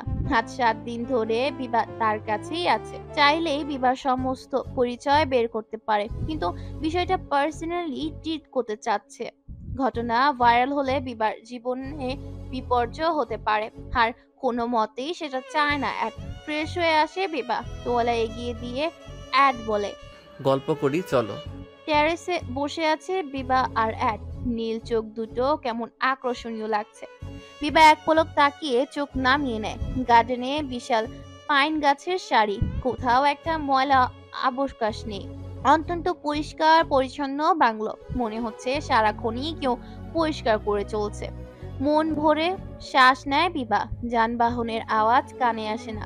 ঘনবসতিপূর্ণ এলাকা নয় এটা, যার দরুন আবহাওয়া সবসময় শান্ত। কফি কাপে চুমুক দেয় অ্যাড, বিবার দৃষ্টি সামনের দিকে নিমজ্জিত রাখা। মৌনতা ভেঙে অ্যাড বলে, প্লিজ আমাকে একটু ডিটেলসে বলো বিভা, তুমি কি করে এখানে আসলে? সমস্তটা বলো প্লিজ, না হলে আমি সাহায্য করব কি করে। তুমি সাহায্য করবে তো আমায়? অবশ্যই সাহায্য করব। সিক্ত নয়নে তাকায় বিভা। বিচলিত হয়ে অ্যাড বলে, তুমি অলওয়েজ কাঁদো কেন? ঠোঁটের কোণে সবসময় হাসি রাখবে, লাইক মি। তুমি সারাক্ষণ হাসি ফুটিয়ে রাখো? বিবার প্রশ্নে বিভ্রান্ত হয় অ্যাড। মুখে কাঠিন্য ফুটিয়ে রাখা মানুষটা কি করে বলবে সে সর্বদা হাসি ফুটিয়ে রাখে? প্রসঙ্গ পাল্টাতে বলল, আচ্ছা বাদ দাও সেসব, এখন বলো কি করে আসলে তুমি? আমি এশিয়া মহাদেশের একটি দেশ বাংলাদেশের নাগরিক। বাংলাদেশ? আমি ঠিক বুঝতে পারছি না, এটা কোন দেশ? পৃথিবীর দীর্ঘতম প্রাকৃতিক সমুদ্র সৈকত কোথায় জানো তুমি? ইয়া, ইটস বিডি। ফ্যালফ্যাল করে তাকায় বিভা। বাংলাদেশ বললে চিনে না, অথচ বিডি বললেই চিনে। তপ্ত শ্বাস ফেলে মেয়েটি কফি কাপ এদিকে সেদিক নাড়াচড়া করতে থাকে। মৃদু স্বরে বলে, হ্যাঁ, বিডি আমার দেশ। ছোট্ট একটা দেশ, তবে মানুষে ভরপুর, কোলাহল মুক্ত নয়, পরিষ্কার পরিচ্ছন্ন নয়, তবে সুন্দর একটি দেশ, আমার মাদারল্যান্ড। আচ্ছা, তো বিডি থেকে কি করে এলে তুমি? আমার বয়ফ্রেন্ডের মৃত্যুর সংবাদ শুনেই আমি ছুটে যাই। মাঝে দুষ্টু প্রকৃতির মানুষের সাথে দেখা হয়, যারা নারী পাচার সহ রেপের সাথে ঘনিষ্ঠ। আমাকেও পাচার করার জন্য নেওয়া হয়। শিপে তুলে কোনো এক দেশে নিয়ে আসা হবে বলেই শুনেছিলাম। আমি জানি না তারপর কি হয়েছিল। কথাটা বলেই মাথা নিচু করে বিভা। অ্যাড বুঝতে পারে আশঙ্কায় ভুগছে বিভা। পকেট থেকে ফোন বের করে রিপোর্টটা বের করে সে বিভার হাতে দিয়ে বলে, লুক, তুমি টোটালি ভার্জিন, তোমার সাথে কোনো খারাপ ঘটেনি, তবে ঘটতে পারতো, কারণ তুমি ব্রোথেলে ছিলে। ব্রোথেল? হ্যাঁ। দু হাতে মুখ ঢেকে ফেলে বিভা। না জানি কোন অঘটন ঘটে যেত। দু চোখ বিস্ময়ে পাগল প্রায় অবস্থা। অ্যাড হালকা হাতে বিভার বাহুতে স্পর্শ করে কেঁপে ওঠে বিভা। রিল্যাক্স, তুমি এখন টোটালি সেফ। বাট তোমার বয়ফ্রেন্ড? আমার মনে হচ্ছে খবরটা মিথ্যে। ওকে কেউ আটকে রেখেছে। ওর ফ্যামিলির সাথেও ও যোগাযোগ করা যাচ্ছে না। আমাকে সাহায্য করো অ্যাড, আমি চিরকৃতজ্ঞ থাকবো তোমার নিকট। এমন কেন মনে হচ্ছে তোমার? জানি না, তবে মনে হচ্ছে এমন কিছু। তোমার বয়ফ্রেন্ড কোন দেশে ছিল? অস্ট্রিয়া। ও শিট, এটাতে যাওয়ার জন্য মাস দেড়েক সময় লাগবে। আমাদের একটা ডিল স্বাক্ষরিত হয়েছে, মাস দেড়েকের জন্য ফ্লাইট অফ। বিভা উত্তর দেয় না। অ্যাড বুঝতে পারে হঠাৎই বিভার মন খারাপ হয়ে গেছে। অ্যাডের মনে এক ইচ্ছে জাগে। ব্যগ্র কণ্ঠে বলে, বিভা, আয়ারল্যান্ড ঘুরে দেখাই চলো। এভাবে মনমরা হয়ে থাকলে অসুস্থ হয়ে যাবে। রাজধানী ডাবলিন, যা আয়ারল্যান্ডের দ্বীপের সর্ববৃহৎ শহর বলে পরিচিত। ডাবলিন নগরী বেশ ছিমছাম, রাস্তাঘাটে মানুষের ভিড়ও তেমন নেই বললেই চলে। লন্ডনকে যেমন ব্যস্ত নগরী মনে হয়, ডাবলিন সে তুলনায় একেবারেই শান্ত সৌম্য। মানচিত্রে দেখতে লাগে লম্বাতে। উত্তর দক্ষিণে দৈর্ঘ্য মাত্র 465 কিলোমিটার এবং পাশে কিলোমিটার, বলা যায় বাংলাদেশের অর্ধেকের মতো। বড় শহর বলতে ডাবলিন, যেখানে জনসংখ্যা মাত্র 6 লাখের মতো। ইউরোপের তৃতীয় বৃহত্তম দ্বীপ এবং পৃথিবীর 20তম বৃহত্তম দ্বীপ এটি। আইরিশ মানুষ কথোপকথন ভালোবাসে এবং অন্যান্য মানুষের প্রতি তাদের প্রাকৃতিক আগ্রহ আছে, যার দরুন বিবাকে ফ্যাল করে দেখছে সবাই। জিন্সের সাথে শার্ট পরিহিত ভিন্নদেশীকে অন্যরকম দেখতে লাগছে। হালকা শীতে গলায় মাফলার রাখা, সাথে রয়েছে হ্যাট। ভিন্নদেশীর অনন্য রূপে পুরো ডাবলিন শহর যেন তাকিয়ে আছে বিস্মিত নয়নে। ডাবলিন সিটির সেন্টারের মানুষের সমাগম তুলনা মূল্য বেশি। এতদিন নিঠাল পরিবেশের সাথে থেকে কেমন আড়ষ্টতা কাজ করছে। তার উপর সকলে ভিন্নদেশী। বিবা অ্যাডের গায়ের সাথে চেপে গেলে খানিক বাদে। ভয় পেও না, এটা সিটি সেন্টার, একটু মানুষ বেশি, বাট এরা কেউ কারো শত্রু নয়। আমার কেমন যেন লাগছে অ্যাড, চলো ফিরে যাই। রিল্যাক্স বিভা, আমরাও সবার মতো ঘুরতে এসেছি, টেক ইট ইজি। কথাটা বলেই বিবার হাত ধরে অ্যাড। বিবা আশেপাশে তাকিয়ে হাঁটতে থাকে। কেমন কেমন লাগছে তার। চোখ দুটিতে ভয়। অচেনা শহরে নিজেকে ভিন্নদেশী নয়, বরং ভিন্ন গ্রহের প্রাণী মনে হচ্ছে। গ্রোসারি শপে চলে এসেছে অ্যাড। বিভা থ মেরে দাঁড়িয়ে আছে দেখে গলা উঁচিয়ে ডাকলো, বিভা, হোয়াট হ্যাপেন্ড? ভেতরে আসো। শপের ভেতরে আসে বিভা। চারদিকে চোখ বোলায় অ্যাড। খাবারের বিষয়ে তেমন আইডিয়া নেই ওর, তাই বিবার দিকে তাকিয়ে বলল, কোনটা তোমার জন্য হালাল আমি জানি না, তুমি তোমার মতো করে তুলে নাও। তুমি জানলে কি করে? এমিলি বলেছে আমায় তুমি মুসলিম, আর মুসলিমরা সব ধরনের ফুড খায় না, তাই তুমি এক সপ্তাহ তেমন কিছুই খেতে পারোনি। ধন্যবাদ অ্যাড, আমার ভিনদেশি ল্যাম্প পোস্ট হয়ে আলো ছড়ানোর জন্য। আই উইশ সেই আলো পৃথিবীর সবার জীবনে ছড়িয়ে যাক, আর আমিও এমনভাবে আলোকিত হই। ঝরঝরে হাসে অ্যাড। বিবাকে চোখের ইশারায় ফ্রুট কালেক্ট করতে বলে। সাধারণ কিছু সবজি আর মাছ নিয়ে নেয় বিবা। এখানে থাকা মাংস তার জন্য হালাল নয়, তাই সেগুলোর দিকে ফিরেও তাকায় না। আয়ারল্যান্ড একটি ছোট্ট দেশ, আয়তন মাত্র 70,000 বর্গ কিলোমিটার। চারপাশে পানি উথাল পাথাল করে। রয়েছে অসংখ্য পাহাড় পর্বত, বেশ কয়েকটি নদী এবং অনেক হ্রদ। দক্ষিণে ও পশ্চিমে আটলান্টিক মহাসাগর। 2,500 কিলোমিটার অতিক্রম করলেই দেখা মিলে আমেরিকার। আইরিশিয়ারা প্রধানত ক্যাথলিক খ্রিস্টিয়ান। এরা খুবই ভদ্র, নম্র ও অতিথপনায়। আয়ারল্যান্ডের মোট জনসংখ্যা মাত্র 50 লাখের কাছাকাছি। আয়ারল্যান্ডের প্রধান ক্রীড়া সকার এবং রাগবি। গ্রোসারি কমপ্লিট করে অ্যাডের কাছে চলে আসে বিবা। অ্যাড ফোনে কথা বলায় ব্যস্ত। এক পলক তাকিয়ে বলে, কাউন্টারে সাবমিট করো, আমি বিল পে করে দিব। ওকে। কাউন্টারে বসে থাকা মেয়েটি নিঃসন্দেহে অসাধারণ সুন্দরী। পরপর চোখের পলক ফেলে বিভা। সুন্দরী মেয়েটি আইরিশ ভাষায় কিছু একটা বলছে। বিভা বলল, আমি তোমার ভাষা বুঝতে পারছি না, ইংরেজিতে বলবে প্লিজ। মেয়েটি হাসে, হাত বাড়িয়ে বলে, আই এম লিমা, আমি তোমাকে আইরিশ ভাষাতে সেটাই বলেছি। ও আচ্ছা, আমি তানমির বিভা। ও নাইস নেম। তো ইবা, তুমি কোন দেশ থেকে এসেছো? লিয়ার কথাতে হালকা ভালো লাগা কাজ করে। একমাত্র লিয়াই তার নামটি সুন্দরভাবে উচ্চারণ করতে পেরেছে। বিভা গ্রোসারি গুলো রেখে বলল, বাংলাদেশ। ও আচ্ছা, তুমি আলু নাওনি? আলু আমার পছন্দ নয়। কি বলো, এটা তো আমাদের প্রিয় খাবার। মৃদু হাসে বিভা। লিয়া প্রতিটা জিনিসের উপর ইলেকট্রিক্যাল যন্ত্র দিয়ে দাম কালেক্ট করছে। এত সময় পর ভালো লাগছে তার। একটা মিষ্টি অনুভূতি হচ্ছে। আলু আইরিশদের প্রধান খাদ্য। কত শত প্রকারের খাবার যে আলু দিয়ে তৈরি হয় তার সীমা নেই। আইল্যান্ডের মাটি চাষাবাদের জন্য খুব একটা উপযোগী নয়। পাথর আর কংকর মিশ্রিত থাকায় ফসল ফলানো কঠিন। 1840-এর দশকে আইল্যান্ডে ঘটে যায় এক মর্মান্তিক ঘটনা। কয়েক বছর আলু ও অন্যান্য উৎপাদন মারাত্মক মার খায়। এক ধরনের রোগে আলু পচে যায়। খাদ্যভাবে দুর্ভিক্ষ দেখা দেয়। এতে প্রায় 10 লাখ লোক মারা যায়। হাইল্যান্ডে বাংলাদেশের মতোই ব্রিটিশ উপনিবেশ ছিল দীর্ঘদিন। 1921 সালে দেশটি স্বাধীনতা লাভ করে। এদের রাষ্ট্রিক ভাষা দুটি, ইংলিশ ও আইরিশ গ্যালিক। আইরিশদের জাতীয় পতাকা 3টি রং, এর মধ্যে 2টি রং দুটো ধর্মকে প্রতিনিধিত্ব করে। সবুজ রং রোমান ক্যাথলিক এবং কমলা রংটি প্রোটেস্ট্যান্টদের। সাদা রংটি ঐক্যর প্রতীক। জলবায়ু নাতিশীতোষ্ণ, মৃদু শীত, ঠান্ডা গ্রীষ্ম, নিয়মিত আর্দ্রতা, অর্ধেক সময় থাকে মেঘাচ্ছন্ন। আয়ারল্যান্ডের উচ্চতর শিক্ষা ব্যবস্থার সুযোগ অনেক বিস্তর এবং চতুর্থ দিকে বিশ্ববিদ্যালয় সেক্টর, প্রযুক্তিগত ক্ষেত্র, শিক্ষার জন্য প্রাইভেট কলেজ ও স্বতন্ত্র কলেজ প্রতিষ্ঠানগুলো যা প্রথম 3টি গ্রুপের মধ্যে পড়ে, স্বায়ত্তশাসিত এবং স্বনিয়ন্ত্রিত, কিন্তু প্রকৃতপক্ষে রাষ্ট্রীয় তহবিল প্রদান করে। জ্ঞান বা বিদ্যা নব্য দ্রুপদ এবং নব্য গথিক শৈলীতে 17, 18 এবং 19 শতকে নির্মিত মানসিত বাসগৃহ যেমন Castle Ward, Castletown House, Bantry House ও পর্যটকদের আগ্রহের কারণ। আয়ারল্যান্ডের নারীদের 36% পরকীয়ায় জড়িত। এখানে ব্রথলের জন্য আলাদা করে রুলস রয়েছে।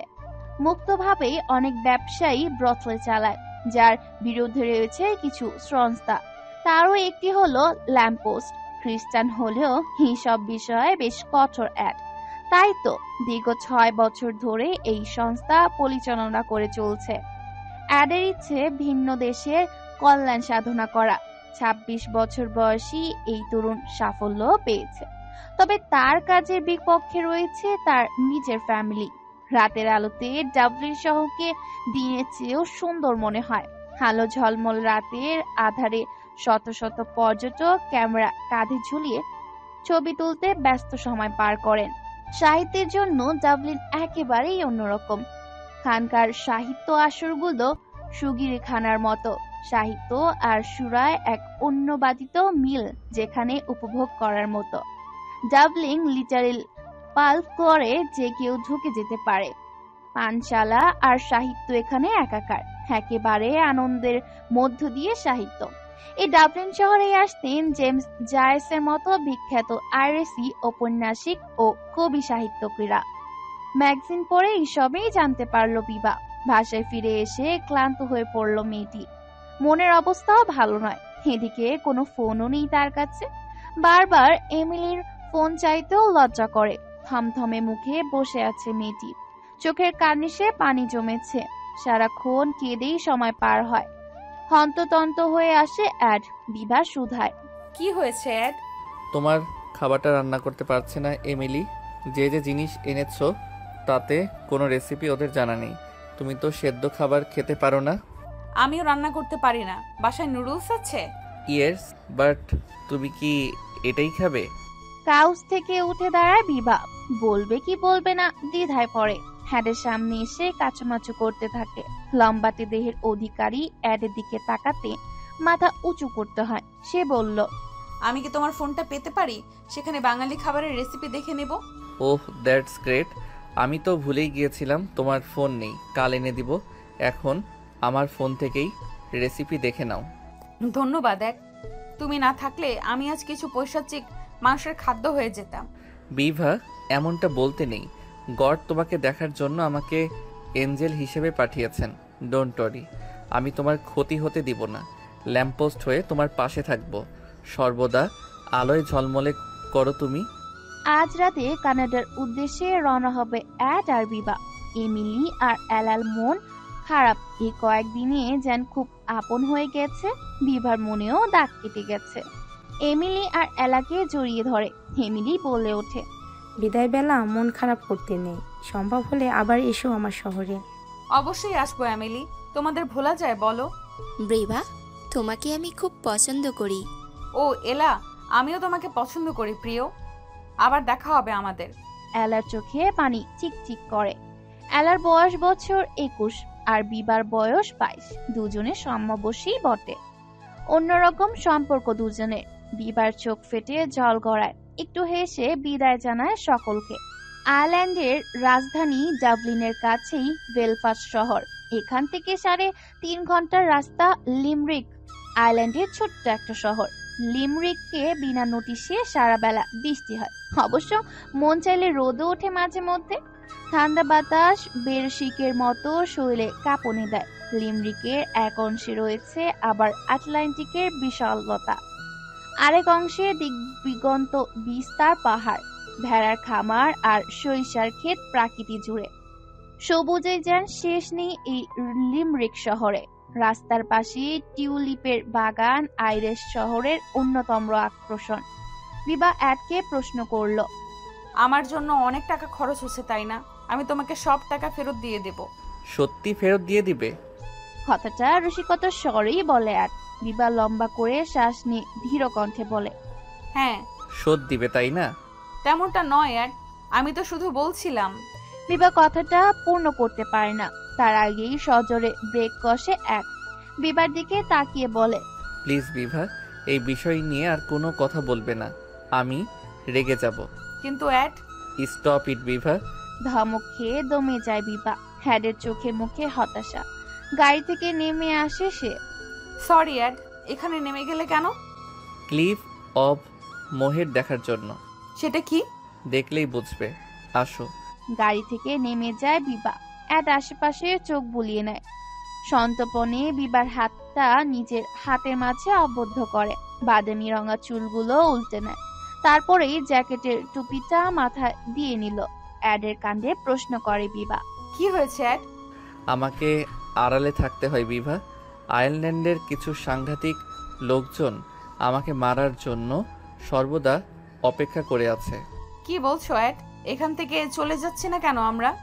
লুকিয়ে বাঁচার জন্য আমাদের জন্ম নয়, ভালো কাজ করে লুকিয়ে থাকবো কেন? তোমার প্রাণ সংশয়ে অ্যাড। উত্তর করে না অ্যাড। বিবার হাত ধরে সামনের দিকে আগায়। বিশাল সাদা পাহাড়ের অংশ বুক উঁচিয়ে আটলান্টিকের উপর দাঁড়িয়ে আছে। নিচে অসংখ্য সাদা সংচিল উড়ে বেড়াচ্ছে। সেই যে পাহাড়ের উপর আর পাখি যে নিচে উঠছে, এটা ভেবেই আত্মহারা বিভা। শুধু ক্লিফ অফ মোহের আয়ারল্যান্ডের অন্যতম আকর্ষণ রিং অফ কেরি। এটা একটা পাহাড়ি রাস্তা, যার এক পাশে আটলান্টিক, অন্যদিকে মালভূমি। রিং অফ কেরির মূলত শুরু হয় গ্যাপ অফ ডানলোর পর থেকে।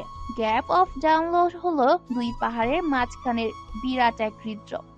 এর পরের যে আঁকাবাঁকা পথ, সেটা পাহাড় ঘুরে ঘুরে উঠে গেছে। পেঁচানো এই পথের নামই Ring of Kerry. Ring of কেরির পথ যখন ওদেরকে পাহাড়ের উপরের দিকে নিয়ে যাচ্ছিল, তখন মনে হচ্ছিল পৃথিবীর বুকে ও এত সুন্দর জায়গা আছে। ঝিরিঝিরি ঠান্ডা বাতাস আর হলুদ বন ফুলের গন্ধ পাহাড়ের থেকেই যাওয়ার এক প্রবল ইচ্ছা জাগলো বিবার। পথের পাশে কোথাও দেখা যায় ঝর্ণা, আবার কোথাও নীল জলের হৃদ্র। পাশে কালো আর লাল পাহাড়। সেই ঝর্ণার পাশে কিছু পরিবার তাঁবু গেড়ে বারবিকিউ করছে। উঁচু পাহাড়ের চূড়ায় উঠলে দেখা যায় গোটা রিং অফ কেরির এক অংশ। পাহাড়ের চূড়া থেকে ওরা যখন নিচে নামা শুরু করলো, তখন ওর দৃষ্টিপাত ঘটে আইরিশ ঐতিহ্যবাহী বাড়ি। পেছনে পাহাড়, সামনে ঝর্ণা। এরপর শুরু হয় বন, আর বনের বুক চিরেই রাস্তা। হঠাৎ দেখতে পেল এক ঝাঁক হরিণ রাস্তা পার হচ্ছে, যা দেখে লাফিয়ে ওঠে বিভা। অ্যাড বলে, পড়ে যাবে বিভা, হিল পড়েছো তুমি। কিছু হবে না অ্যাড, আমার তো পাখির মতো ডানা মেলে উড়ে যেতে ইচ্ছে করছে। তুমি 5 বছরের বাচ্চাদের মতো করছো বিভা। অ্যাড, আমি আকাশে মেঘের মতো ভেসে যাচ্ছি। পাহাড়টা এত সুন্দর কেন বলো তো? বিবার কথায় হাসে অ্যাড। নিজের সমস্ত দুঃখ ভুলে ছন্নছাড়া হয় বিভা। এক মুহূর্তের জন্য চোখ আটকে যায় অ্যাডের। নীল চোখের মণিতে শুধুই হাস্যজল বিবার মুখখানি ভাসে। মায়াবী মুখের দিকে বেশ কিছুক্ষণ তাকাতে পারে না অ্যাড। চোখ নামিয়ে আশেপাশে দৃষ্টিপাত করে। কিছুক্ষণ পর বিভা বলে, এই পথ দিয়ে গেলেই কি হরিণের দেখা পাওয়া যায়? হ্যাঁ, চলো সামনে আগানো যাক। ওকে। অ্যাডের পাশাপাশি হাঁটে বিভা। বিভা এতটাই আবেগপ্রফুল্ল যে ছবি তুলতে ভুলে যায়। রাস্তার শেষের দিকে এসে মুখ গোমড়ো করে বলে, ভাগ্য খারাপ বলেই হরিণের ছবি তুলতে পারিনি। বিভা, তুমি বারবার একই কথা বলো, এটা একদমই উচিত নয়। আচ্ছা, সরি। যাত্রা এখানেই শেষ হয় না, কারণ রিং অফ কেরির বাকি অংশ পড়ে আছে আটলান্টিকের পাশে। সবুজ গ্রাম, মাঠে সাদা ভেড়ার পাল ওদেরকে রিং অফ কেরির আরেকটা সৌন্দর্যে নিয়ে গেল। পাহাড়ের সরু আঁকাবাঁকা পথ, পাশে বিশাল খাত, নিচে তাকালেই নীল সাগর। জলগুলো যেন বিশালতার প্রতীক হয়ে ছলছল করছে। কিছু দূর যেতেই চোখে পড়ে সবুজ পাহাড়ের উপর সাদা রঙের বাড়ি, আর সেই বাড়ির মুখ সাগরের দিকে। বারান্দায় বসে এক কাপ চা হাতে জীবনের অর্ধেক সময় যেন পার করে দেওয়া যাবে, এমনি ভাবনায় মত্ত হয় বিভা। তখনই গায়ের সজোরে ধাক্কা পড়ে বিভার, ছিটকে পড়ে যায় সে। অ্যাড টেনে মাথা নিচু করে নেয়, মাথার উপর দিয়ে কয়েক ফালি বুলেট ছুড়ে যায়। অ্যাডের হৃৎপিণ্ড কাঁপছে, বিবার মাথাটা একদম বুক বরাবর হওয়াতে সে শব্দ শুনতে পেল বিভা। অবাক দৃষ্টিতে অ্যাডের দিকে তাকায় মেয়েটা, অ্যাডের চোখে মুখে ভয়ের ছাপ। বিবার দৃষ্টি যায় অ্যাডের নীলমণিতে, স্বচ্ছ নীলমণিতে যেন এক সমুদ্র লুকিয়ে আছে। বেশ কিছুক্ষণ এইভাবেই কেটে যায়। অ্যাড দেখতে পায় পুলিশ ছুটছে এই রাস্তা দিয়ে, বোধহয় কোনো চোরকে ধরতে বেরিয়েছে। আর তার পানি ফিরে পায় সে। বিভা দিকে তাকিয়ে বলে, তুমি ঠিক আছো? হ্যাঁ। উঠো, জামাটা পরিষ্কার করো, ময়লা লেগে গেছে। অ্যাডের কথা মতো জামা পরিষ্কার করে নেয় বিভা। লন্ডন থেকে বেলফাস্ট বেশি দূরে নয়, 1.5 ঘন্টার ফ্লাইট। খুব অল্প টাকায় বেলফাস্ট চলে যাওয়া যায় বাজেট এরিয়ায়। বেলফাস্ট থেকে 3.5 ঘন্টার গাড়ি চালিয়ে আয়ারল্যান্ডের শহর লিমরিক যাওয়া যাবে। ডাবলিনে বিশ্রাম নেওয়া যেতে পারে খাবার আর শহর ঘোরার জন্য, সেখানে সুবিধা থাকে বেশি। তাই বিভাকে সেখানে রেখেছিল অ্যাড। তবে এখন সমস্যা হচ্ছে বিভাকে পার্সোনালি ট্রিট করছে সে, তাই সমস্ত সুবিধা থেকে এক প্রকার বঞ্চিত করতে হচ্ছে। যদিও বিষয়টা ইন্টারন্যাশনাল ভাবে ট্রিট করা যেত, তবে বিবার বিষয়টা সম্পূর্ণ অন্যরকম। মেয়েটা সম্পর্কে এখনো সঠিক অবগত নয় অ্যাড, তাই পাসপোর্ট করা হয়নি।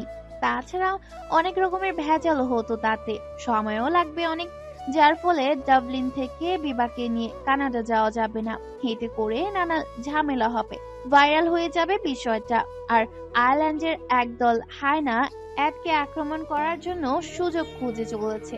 তাদের ব্রেথলিনের ব্যবসা বন্ধ করে দিয়েছে অ্যাড, যার ফলে অ্যাডের শত্রুর অভাব নেই। তাই তারা লিমরিকের পথে রওনা হলো।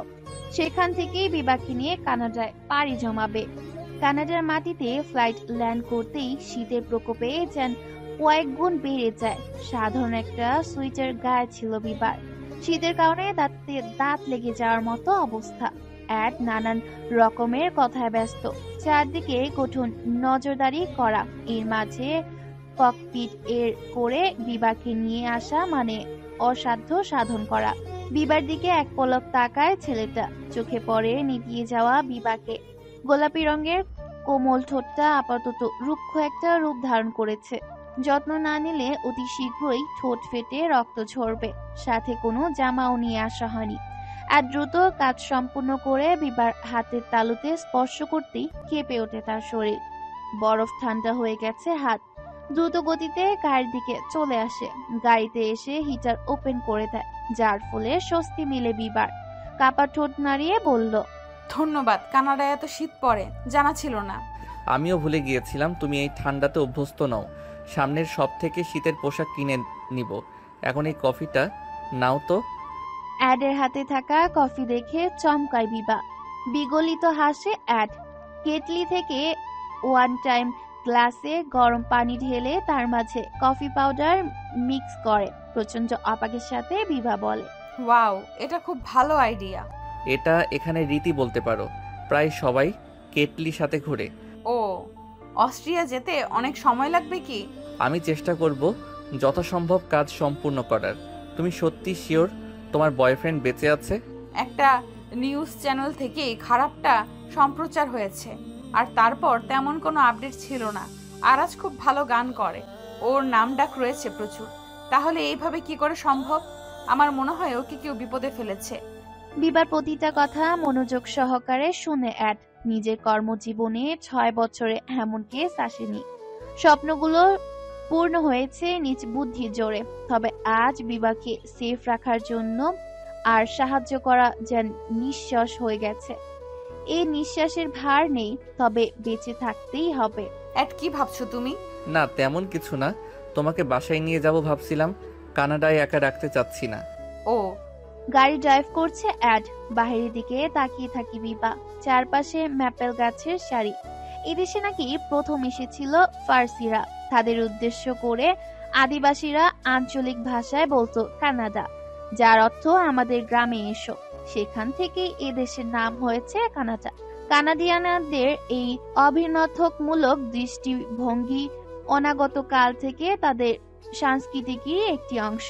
কানাডা উত্তর আমেরিকার উত্তরাঞ্চলের বেশিরভাগ এলাকা জুড়ে থাকা এক দেশ। আয়তনের দিক থেকে এটি বিশ্বের দ্বিতীয় বৃহত্তম দেশ, তবে জনসংখ্যায় এর অবস্থান 38তম। দেশটির বিভিন্ন শহরের প্রতি বছর হাজার হাজার দর্শনার্থী বেড়াতে আসেন। কানাডার দক্ষিণ পূর্ব অংশে অবস্থিত অন্টারিও প্রদেশের রাজধানী শহর টরন্টো। অর্থনৈতিকভাবে কানাডার সবচেয়ে সমৃদ্ধ প্রদেশ অন্টারিওরও সবচেয়ে গুরুত্বপূর্ণ শহর বলে এটি দেশটির অর্থনৈতিক ও ব্যবসায়িক পণ্যকেন্দ্র। নিরাপত্তা, জীবনযাত্রার ব্যয়, বসবাসযোগ্যতা ইত্যাদি বিবেচনায় বিশ্বের সেরা শহর টরন্টো। টরন্টো শহরটি অন্টারিও হ্রদের উত্তর পশ্চিম তীরে অবস্থিত। শহরেও সবুজ উদ্যানের অভাব নেই। বেশিরভাগ বাড়ির সামনে ম্যাপেল গাছ চোখে পড়ে।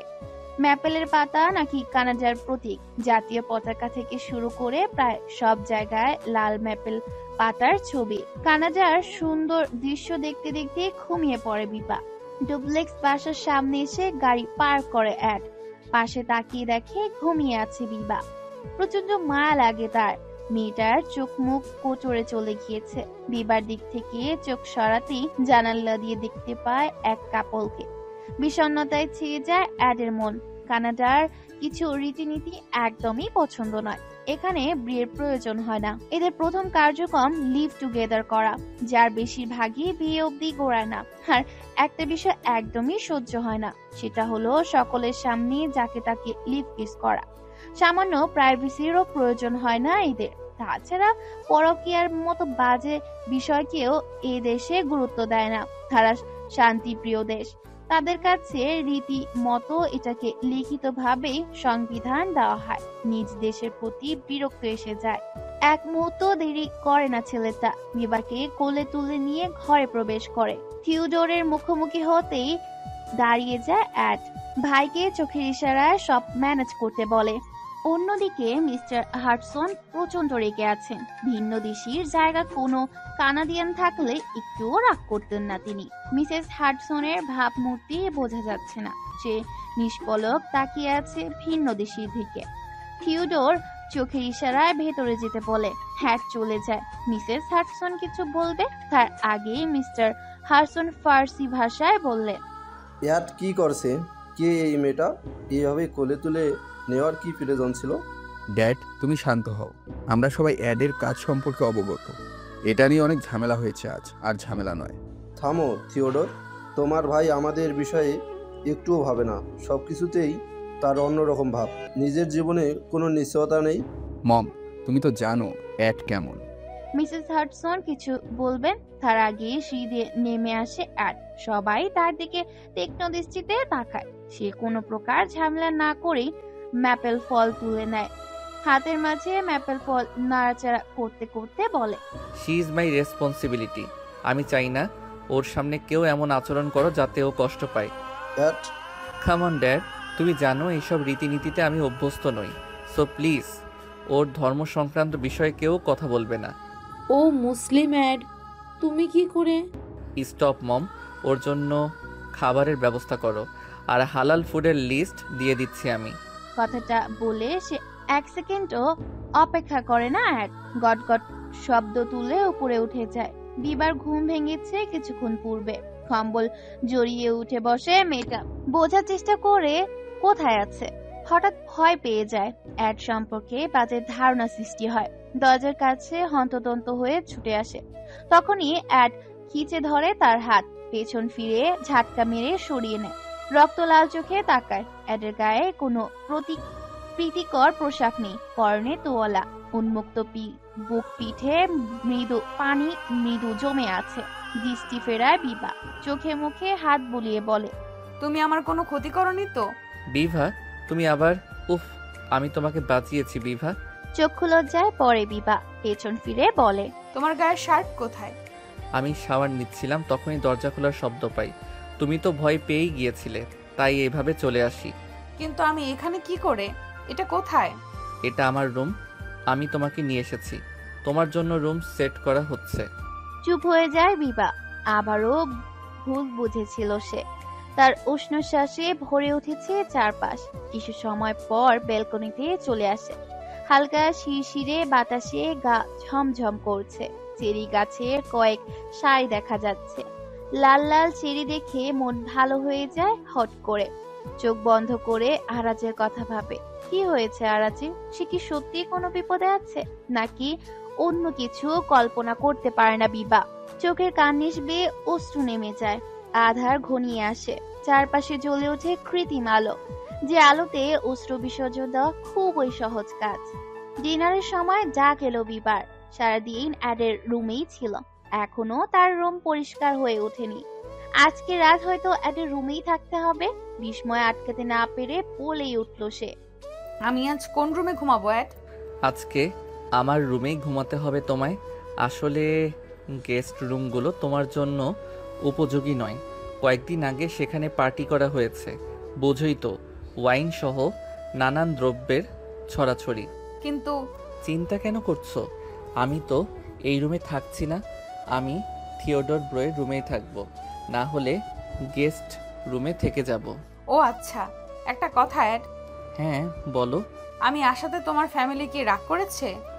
বিভা, তুমি সবসময় এক ধাপ বেশি বলো। আসো তো আমার সাথে। বিভাকে এক প্রকার টেনে নিয়ে যায় অ্যাড। অস্বস্তি হয় খুব। অচেনা পরিবেশ, অচেনা মানুষজন, তাও আবার ভিন্ন দেশি। মাথা নিচু করে টেবিলে বসে বিভা। মিস্টার হাডসন উঠে যাওয়ার জন্য পথ বাড়াতেই মিসেস হাডসন বাধা দেন। পরিশেষে দাঁতে দাঁত চেপে জয়নিং এ বসেন। থিওডো হাত বাড়িয়ে বলে, হ্যালো, আমি থিওডোর, অ্যাডের বড় ভাই। হ্যালো অ্যাড, ওকে বাকি সবার সাথে পরিচয় করিয়ে দে। Yes bro. মম ড্যাড, ও হলো বিভা, আমার বন্ধু বলতে পারো। আর বিভা, ওনারা হলেন আমার mom dad. Hello dear. Hello aunty. Mister Hudson কোনো কথা বলেন না। বিভা আদুরে কণ্ঠস্বরে বলে, হ্যালো আন্টি, আপনি কি কোনোভাবে আমার উপর বিরক্ত? আমি না বুঝে কষ্ট দিয়ে ফেলেছি, হয়তো ক্ষমা করে দিবেন। চক্ষু লজ্জায় পড়েন মিস্টার হাডসন। সকলের মাঝে সামান্য বিভ্রান্ত বোধ কাজ করে। কেউই আশা করেনি বিভা এতটাও আবেগ মাখা কণ্ঠে এমন প্রশ্ন করে ফেলবে।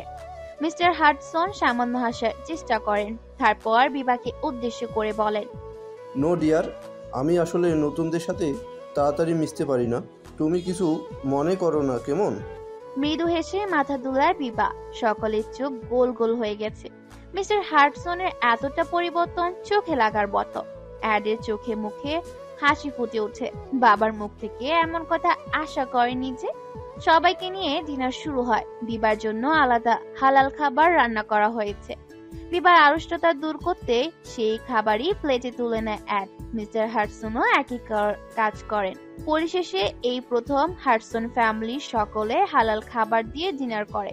সকলের আচরণে বিবার মনের কোণে সুখ অনুভব হয়। বাবার কথা মনে পড়ে যায় হঠাৎ। না জানি কেমন আছেন তিনি। কেটে যায় 6-6টা দিন। বাসা থেকে বের হওয়া হয়ে ওঠেনি। হাডসন ফ্যামিলি সকলে খুব আপন করে নিয়েছে মেয়েটাকে। আজ সারাদিন কর্মব্যস্ততায় ডুবে থাকে। বিবাকে লিগেল ভাবে নেওয়ার ব্যবস্থা চলাচ্ছে। যেহেতু বিবার সমস্ত কার্ড অফ হয়ে গেছে, তাই বিবার পরিচয় নাশক্ত করতে সমস্যা হচ্ছে।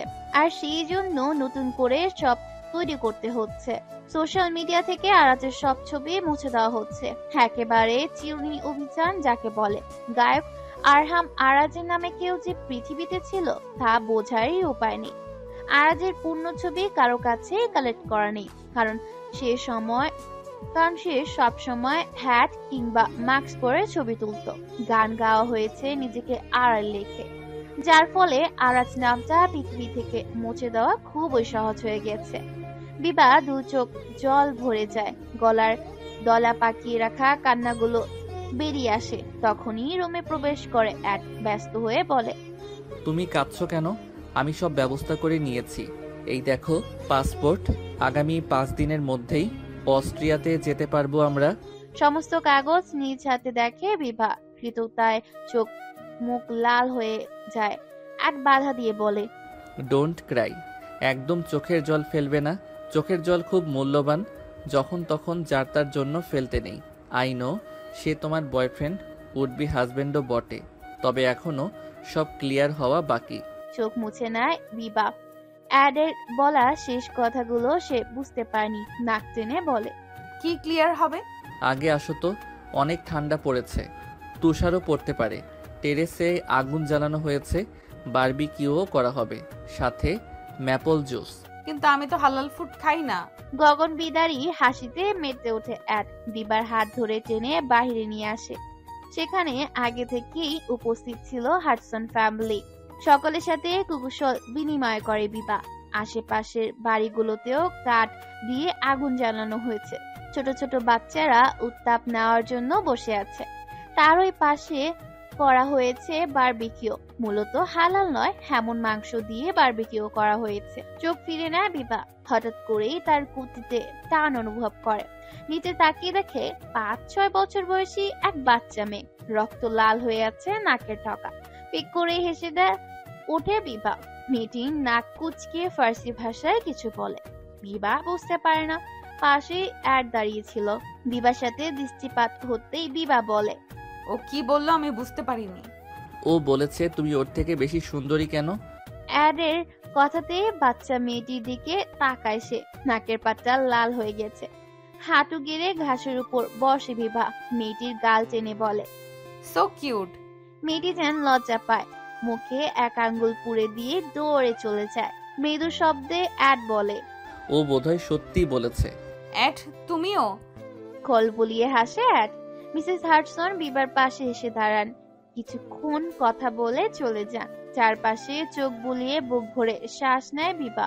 উদ্বিগ্ন কণ্ঠে অ্যাড বলে, বিভা, বারবিকিউ হয়ে গেছে, খাবে চলো। আমি হালাল ফুড খাই, ভুলে গেলে?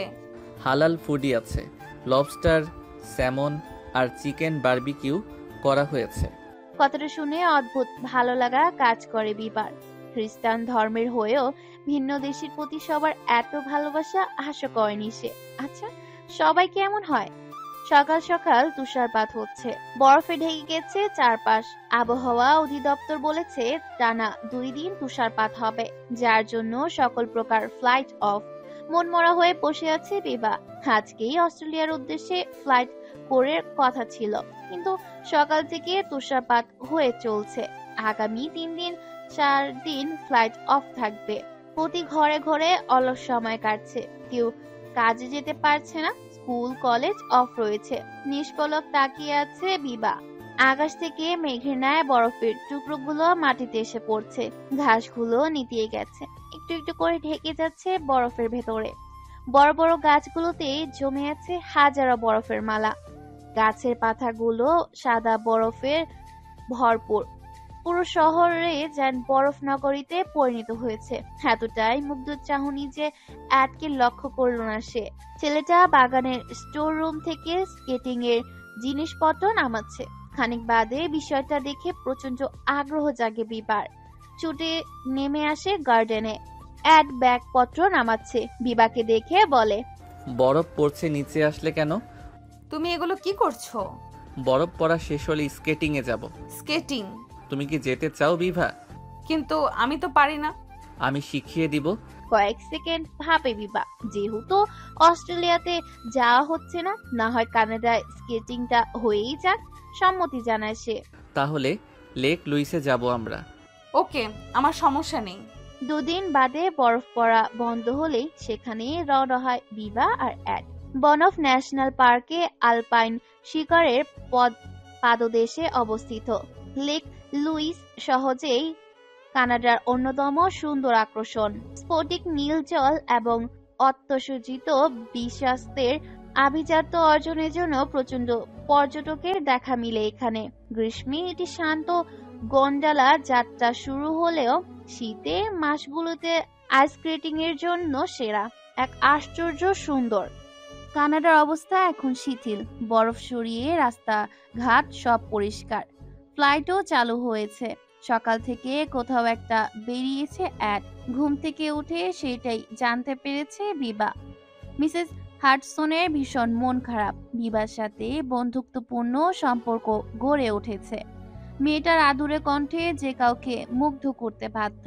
এই প্রথম কোনো গেস্টের জন্য নিজ হাতে রান্না করছেন মিসেস হার্টসন, সেটাও হালাল ফ্রুট। বিবার কোনো রকম অসুবিধা যেন না হয় তার জন্য 15 দিন যাবৎ হালাল ফ্রুটই খাচ্ছেন সকলে। যদিও থিওডো ওয়েস্কি ছাড়া থাকতে পারে না, তাই সে বাহির থেকে খেয়ে আসে। মিসেস হার্টসনের ডাকে নিচে নেমে আসে বিবা। ডাইনিং রুমে অ্যাডের সাথে কেউ একজন বসে আছে। অ্যাড লোকটাকে দেখিয়ে বলে, ও হচ্ছে নোলান, আমার বন্ধু মহলের সব থেকে কাছের একজন, ফরেনসিক ডিপার্টমেন্টের বেশ বড় বড় কর্মকর্তা। হ্যালো নোলান, পরিচয় হয়ে ভালো লাগলো। হ্যালো সুইট গার্ল, তোমার অনেক প্রশংসা শুনেছি আমি। আসলে আমিও সেদিন আইল্যান্ডে ছিলাম, বিশেষ প্রয়োজনে চলে আসতে হয়, তাই তোমার সাথে পরিচয় হয়নি আমার। মৃদু হাসি বিবা অ্যাডের দিকে তাকাতেই বলে, আমরা তিনজনই অস্ট্রিয়া যাচ্ছি। আই উইশ তোমার উডবিকে খুঁজে পাবো। ইয়েস ভিভা, ডোন্ট ওয়ারি, আমার তোমার বিশেষ মানুষটাকে খুঁজে বের করবই। বাহ, দা ওয়ে, তোমার কাছে তো ওর ছবিও আছে তাই না? দুদিকে মাথা নাড়িয়ে বিবা বলে, অ্যাকচুয়ালি আমার সমস্ত কার্ড এমনকি সোশ্যাল সাইটও লক করা হয়েছে, কোনো কিছুই নেই। তবে লাস্ট ডে আরাজের একটা হাফ ছবি ডাউনলোড করেছিলাম আমি, আজ দেখলাম সোশ্যাল মিডিয়া থেকে সেটাও সরিয়ে নেওয়া হয়েছে। ওহ গেট, সেই ছবিটা তুমি অ্যাডকে পাঠিয়ে দাও, আমি দেখছি তোমার জন্য কি করা যায়। ওকে। আজ রাত 9টায় ফ্লাইট কিন্তু অ্যাড, রবার্টকেও সাথে নিতে পারিস, ইনস্টন না হয় এদিকে সামলাবে। ওকে, আমি রবার্টকে মেসেজ করে দিব, তুই নাস্তা করে যা। ঘড়িতে টাইম দেখে নোলান কানে হাত দিয়ে বলে, একদমই মনে নেই, তুই তো আরেকটু পর লাঞ্চ করবি। আসি, সবাইকে নিয়ে একদিন জমিয়ে আড্ডা হবে। Yes sure. নোলান চলে যায়। যাওয়ার পূর্বে বিবার দিকে তীক্ষ্ণ দৃষ্টিতে তাকায়। বিবা সে দৃষ্টি লক্ষ্য করে না, তবে অ্যাডকে চোখের ইশারায় কিছু একটা বলে বাসা থেকে বেরিয়ে আসে। মিস্টার হার্টসন আজ অফিসে গেলেন না, মুখের অবস্থা দেখে বোঝা যাচ্ছে তিনি ব্যথিত। যে মেয়েটার আগমন সহ্য হচ্ছিল না, আজ সেই মেয়েটার চলে যাওয়াই যেন মনকে কাঁদাচ্ছে। থিওডো এর মনটাও ভার। কয়েকদিন পর বিয়ে তার। হবু স্ত্রী ঘুরতে যেতে চেয়েছিল, সোজা সাপটা নাকচ করে দিয়েছে ছেলেটা। ভিন্নদেশী মেয়েটা সকলকে এভাবে মায়ায় জড়িয়ে নিবে, বিষয়টা ছিল পুরোই কল্পনা। মিসেস হার্টসন যত্ন নিয়ে সবকিছু গুছিয়ে দিচ্ছেন, এটা ওটাও উপদেশ দিচ্ছেন। মায়ের দিকে ফাল করে তাকিয়ে আছে অ্যাড। বিবার প্রতি পূর্ণ মনোযোগ সকলের। এক মুহূর্তের জন্য হিংসে হয় খুব। বিবার পাশাপাশি এসে কাউচে বসে টিভিতে কার্টুন দেখছিল বিবা। আচমকা সে বলে, এই মুহূর্তে প্রচন্ড জেলাস হচ্ছি আমি। তুমি আমার পুরো পরিবারকে এমনভাবে নিজের দিকে নিয়ে নিয়েছো যে আমাকে কেউ পাত্তাই দিচ্ছে না। সুন্দর মানুষদের হিংসে বেশি, যার জলজান্ত প্রমাণ তুমি। আর মায়াবিনীদের মায়া বেশি, তারা এক হাতে সব সামলে নেয়। অ্যাডের কথা শুনে পেটে হাত চেপে হাসে বিবা। এই হাসির শব্দ ছুটে আসে মিসেস হ্যাটসন। তিনি বলেন, কি হয়েছে বেভা, তুমি এমন করে হাসছো কেন? মিসেস হ্যাটসন এর মুখ বেভা নাম শুনে মুখটা কুমড়োর মতো ফুলে যায়। একটা নামকে কতবার শুনতে হবে কে জানে, এই নামটাই পরিবর্তন করতে হবে। সত্যি তো, বিবা শব্দের অর্থ হলো আলো, অথচ ওরা সবটাই অন্ধকার। ককপিট উপর থেকে নিচে নামার সময় একটা ঝাঁকুনি দিয়ে নামে। যদিও ককপিটে চলা ফেরার অভ্যাস রয়েছে, তবুও আজ মাথা ঘুরে গেল বিভার। প্রচন্ড রকমের ঘৃণের অ্যাডের গায়ে এসে পড়ল। দু হাতে বিবার মাথাটা উঁচু করে অ্যাড গালে হালকা থাপ্পড় মেরে বলে, বিভা উঠো, শরীর খারাপ লাগছে তোমার বিভা? আমার মাথা ঘুরছে অ্যাড, আমি একটা জায়গায় দাঁড়াতে পারছি না। চিন্তাগ্রস্ত হয় অ্যাড। একজন কেভিন ক্লুকে ডেকে বলে, জুসের মধ্যে কি ওয়াইন ছিল? No sir, it's maple juice. Okay, আপনি যেতে পারেন। মাথা নিচু করে সম্মান প্রদর্শন করে চলে যায় কেভিন ক্লু। পাশেই রয়েছে ম্যাপেল জুসের গ্লাস, কিছুটা জুস এখনো আছে। গ্লাস হাতে নিয়ে নাড়াচড়া করে সে, নাক দিয়ে ঘ্রাণ নেওয়ার চেষ্টাও করে, তেমন কিছুই বুঝতে পারে না। পরিশেষে একটুখানি জুস মুখে তুলে নেয়।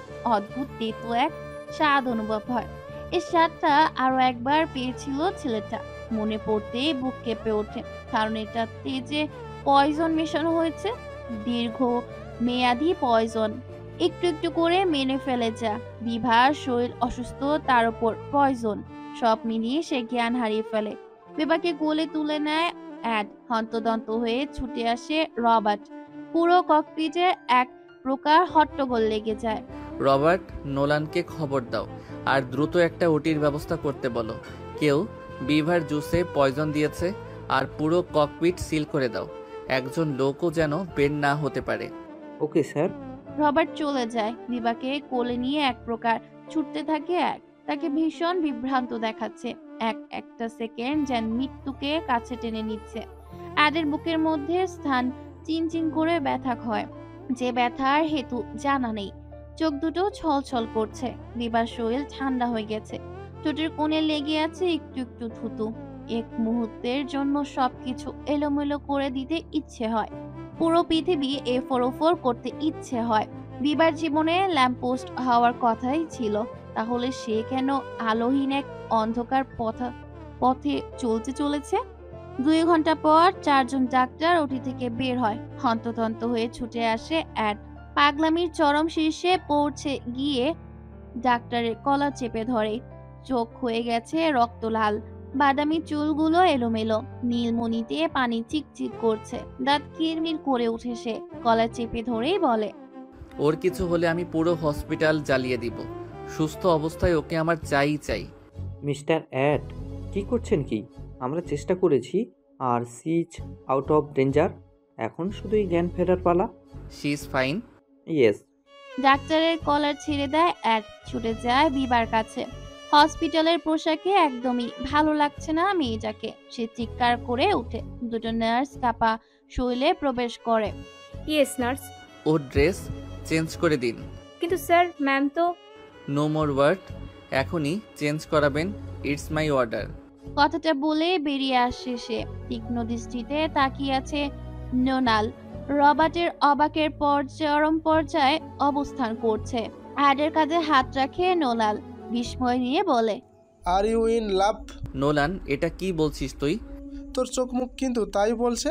বিষয়টা ভেবে দেখ, সময় নেই। নোনাল চলে যায়। নিজের সিল্কি চুলগুলো মুঠো করে ধরে অ্যাড। সত্যি কি সে প্রেমে মজেছে? ল্যাম্পপোস্ট হয়ে সারা জীবন পাশে থাকার ইচ্ছে জেগেছে। কিন্তু বিভা যে অন্য কাউকে পছন্দ করে। অ্যাডের ভাগ্যে কি তবে না হওয়া প্রেমের করুণ বিচ্ছেদ রয়েছে? জ্ঞান ফিরেছে বিবার। শরীরের প্রতিটা অংশ যেন ব্যথায় লেপ্টে আছে। নোনাল খাবার নিয়ে ফিরে এসে দেখে চোখ খুলেছে বিভা। অ্যাডের বাহুতে স্পর্শ করতে চমকে ওঠে। নোনাল বলে, ভিভার জ্ঞান ফিরেছে। হালা, স্যুপ নিয়ে এসেছি, তুইও খেয়ে নিস। আমি বাইরের দিকটা সামলাই। নোনাল পথ আটকাতেই বাধা দিয়ে অ্যাড বলল, কোনো খবর পেয়েছিস? ভিভার জ্ঞান ফিরেছে, ওকে তুই দেখে পরে কথা হচ্ছে এই বিষয়ে। কথার সমাপ্তি দিয়ে নোনাল চলে যায়। অ্যাডও কথা বাড়ায় না আর। বিভা হালকা পিট করে তাকাচ্ছে। এই বিষ সম্পর্কে বহু আগেই অবগত অ্যাড। বছরখানেক আগে এই ভয়াবহ বিষাক্ত বিষ পান করেছিল সে। বেঁচে ফিরলেও পুরো শরীর শক্তিহীন থাকে কয়েকদিন। বিভা কোনো মতে চোখ খুললেও কথা বলতে পারে না। বাকশক্তি হারিয়েছে সে। কথা বলতে না পেরে চোখ মুখ অদ্ভুত হয়ে যায়। শান্ত হও তুমি। কয়েকদিন কথা বলতে পারবে না, এটাকে শর্ট টাইম বাকশক্তি হারানো বলে। সব ঠিক হয়ে যাবে। অ্যাডের কথায় দম ফেলে বিভা। 2 চোখের কার্নিশে পানি জমেছে। খুব যত্ন নিয়ে সেই পানিটুকু মুছে দেয়। মাথায় হাত বুলিয়ে বলল, তোমার উডবিকে খুঁজে দিব আমি। জাস্ট 7 দিন সময় দাও আমায়। তবে কথা দিতে হবে তুমি একদম টেনশন করবে না। তোমাকে রেস্ট নিতে হবে, তাই রেস্ট নিবে। দুদিকে মাথা কাত করে বিভা। অ্যাড উঠে দাঁড়ায়। প্যাকেট থেকে স্যুপ বের করে নিয়ে বাটিতে নামিয়ে নেয়। বিভাকে আধশোয়া করে বসিয়ে নিজ হাতে স্যুপ খাইয়ে দেয়। নড়াচড়া অবধি করতে পারছে না বিভা। ক্ষণিকেই যেন শরীর মরিচিকা হয়ে গেছে। নোনালের পাশে বসে আছে রবার্ট। সামান্য চিন্তাগ্রস্ত সে। তার ফ্যাকাশে মুখ দেখে নোনাল প্রশ্ন করে, তোমরা কি মনে হয় ডেভিড নামের কোনো লোকটি সে? আমার তেমনই মনে হচ্ছে। চুলের স্টাইল আর সার্জারি করলেও চেহারার আদল কিন্তু এখনো স্পষ্ট। ইনস্টন স্যারকে দেখলে কেমন হয়? তোমার কি মনে হয় আমি ইনস্টনকে দেখিনি? Sorry sir. মাথা নিচু করে আছে রবার্ট। ছবিটির দিকে বারবার তাকাচ্ছে নোনাল। নানান ভাবে দেখার চেষ্টা করছে। মনে হচ্ছে এই লোকটি আরাজ। কেবিন থেকে বেরিয়ে আসে অ্যাড। রবার্ট হন্তদন্ত হয়ে ছুটে আসে। ছবিটির দিকে বাঁকা চোখে তাকায় সে। নোনাল বলে, আমি রবার্ট। এমনি কি ইনস্টন ও বলছে এটাই এরাজ? না, এটা এরাজ নয়। হোয়াট? আমার স্পষ্ট দেখতে পাচ্ছি এটা এরাজ। আর তুই দুমত পোষণ করিস কোন হিসাবে? অদ্ভুত হাসে অ্যাড। কটাক্ষ করে বলে, 3 বছর যাবত ফরেনসিক ডিপার্টমেন্টে আছিস, 6 বছর ধরে আমার সাথে কাজ করে যাচ্ছিস। এত বড় ভুল কি করে করিস? অ্যাড কি বলছিস তুই? ভ্রু কুচকে তাকায় অ্যাড। ছবিটাতে তীক্ষ্ণ দৃষ্টি দিয়ে তাকায়। ফোন হাতে নিয়ে ইনস্টনকে কল করে। রিসিভ হতেই বলে, পুলিশের কাজ ছেড়ে দাও স্টন। জীবনের এতগুলো বছর পর ভুলটা করেই ফেললে। তোমার শকুনি চোখের থেকেও এমন ষড়যন্ত্র কি করে বেঁচে যায়? আই অ্যাম সরি অ্যাড, আমি কানের দিকটা লক্ষ্য করিনি। এত নিখুঁত কাজে যে প্রথম দেখাতেই বলতে বাধ্য হই। এখন এসব বাদ দাও। যে চাল দিয়েছে এরাজ, সে চালের বাজিমাত করব আমি। প্ল্যানটা এমনভাবে আগাবে যাতে মনে হবে এরাজের প্ল্যানটাই চলছে। ওকে অ্যাড, আমি সেই ব্যবস্থা করেছি। বাই দ্য ওয়ে, ভিভার শরীর কেমন আছে? ফাইন, নাও রাখছি আমি। তুমি একটু লক্ষ্য রেখো, কয়েকজন অফিসার পাঠাও। আমি চাই না ব্রিভার কোনো ক্ষতি হোক। সব জল কিন্তু একদিকেই নিশানা করছে। অস্ট্রেলিয়ার ফার্স্ট রোডগুলোতে ভ্রমণের জন্য পর্যটকদের প্রয়োজন হয়। ইউরোপের সড়ক দ্রুত রাস্তা। অস্ট্রেলিয়াতে পর্যটক হিসেবে এসেছে অ্যাড। তাদের যে কার্ড ছিল সে কার্ড ব্যবহার করা যাচ্ছিল না, কারণ কয়েক মাসের নিষেধাজ্ঞা রয়েছে। অস্ট্রেলিয়া একটি খুব আকর্ষণীয় সেটেল ইউরোপ পর্যটক গন্তব্য। একটি পর্বত শৃঙ্গল ল্যান্ডলক দেশ। সমুদ্র পৃষ্ঠা থেকে 500 মিটার উচ্চতার নিচে। অস্ট্রেলিয়ার কিছু প্রধান পর্যটন এলাকার কেন্দ্র অবস্থিত একটি জার্মানি, চেক প্রজাতন্ত্র এবং উত্তর হাঙ্গেরি এবং স্লোভাকিয়া দ্বারা পূর্বে, স্লোভেনিয়া ও ইতালিতে দক্ষিণে অবস্থিত। পাহাড়ি অস্ট্রেলিয়াতে আকর্ষণীয় ট্রেন রুটেনের সর্বোচ্চ সুন্দর ট্রেন রুটেনগুলি পর্যটকদের জন্য ম্যাপ করা হয়। অস্ট্রেলিয়ার ফেডারেল রেলওয়ে ওয়েবিবি 57,000 কিমি রেল লাইনের একটি নেটওয়ার্ক চালায়। দ্রুত কোম্পানিগুলো আলপাইন রুটে লাইন চালায়। গ্রীষ্মে কেবল পর্যটকের জন্য লাইন চলে। ভিয়েনা থেকে সালজুবুর্গে 3-4 ঘন্টা, 159 মাইল। সালজবুর্গ থেকে ইন্সব্রুক 2 ঘন্টা 88 মাইল। মিউজিয়াম থেকে সালজবুর্গ 1 থেকে 2 ঘন্টা 70 মাইল। ভিয়েনা থেকে ভেনিস 8 থেকে 10 ঘন্টা 273 মাইল। ভেনিসের বিশাল সমাবেশে এসে পৌঁছায় অ্যাড। নিজের পুরো লুকটাই বদলে ফেলেছে সে।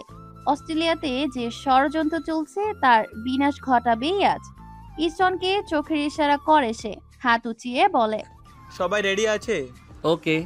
অস্ট্রেলিয়ার প্রেসিডেন্টের মেয়ের বিয়ের অনুষ্ঠান আজ। কোনো এক ভিন্ন দেশের সাথে প্রেমে জড়িয়েছে সে। তারও এই জন্য বিশাল আয়োজন করা হয়েছে। নোনালের শরীর বেয়ে ঘাম ঝরছে। উত্তপ্ত স্থান থেকে ফিরেছে কিনা তাকে দেখে অ্যাড বেশ ব্যস্ত ভঙ্গিতে বলল, ঠিক আছিস তুই? আমি ঠিকই আছি। সমস্ত সিস্টেমের আনলক করে দিয়েছি। প্রচণ্ড পাওয়ার দ্বারা লক করা ছিল, যার কারণে তাপমাত্রা মাইনাস থেকে 40 হয়ে গিয়েছিল। রিল্যাক্স কর তুই। সমাবেশ শেষ হওয়ার পূর্বেই ক্যামেরনের মুখোশ খুলে যাবে, সব পরিষ্কার হয়ে যাবে।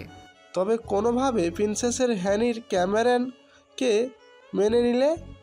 আকস্মিক প্রশ্নটি তালগোল পাকিয়ে দেয়। সামান্য চিন্তাগ্রস্ত হয় অ্যাড।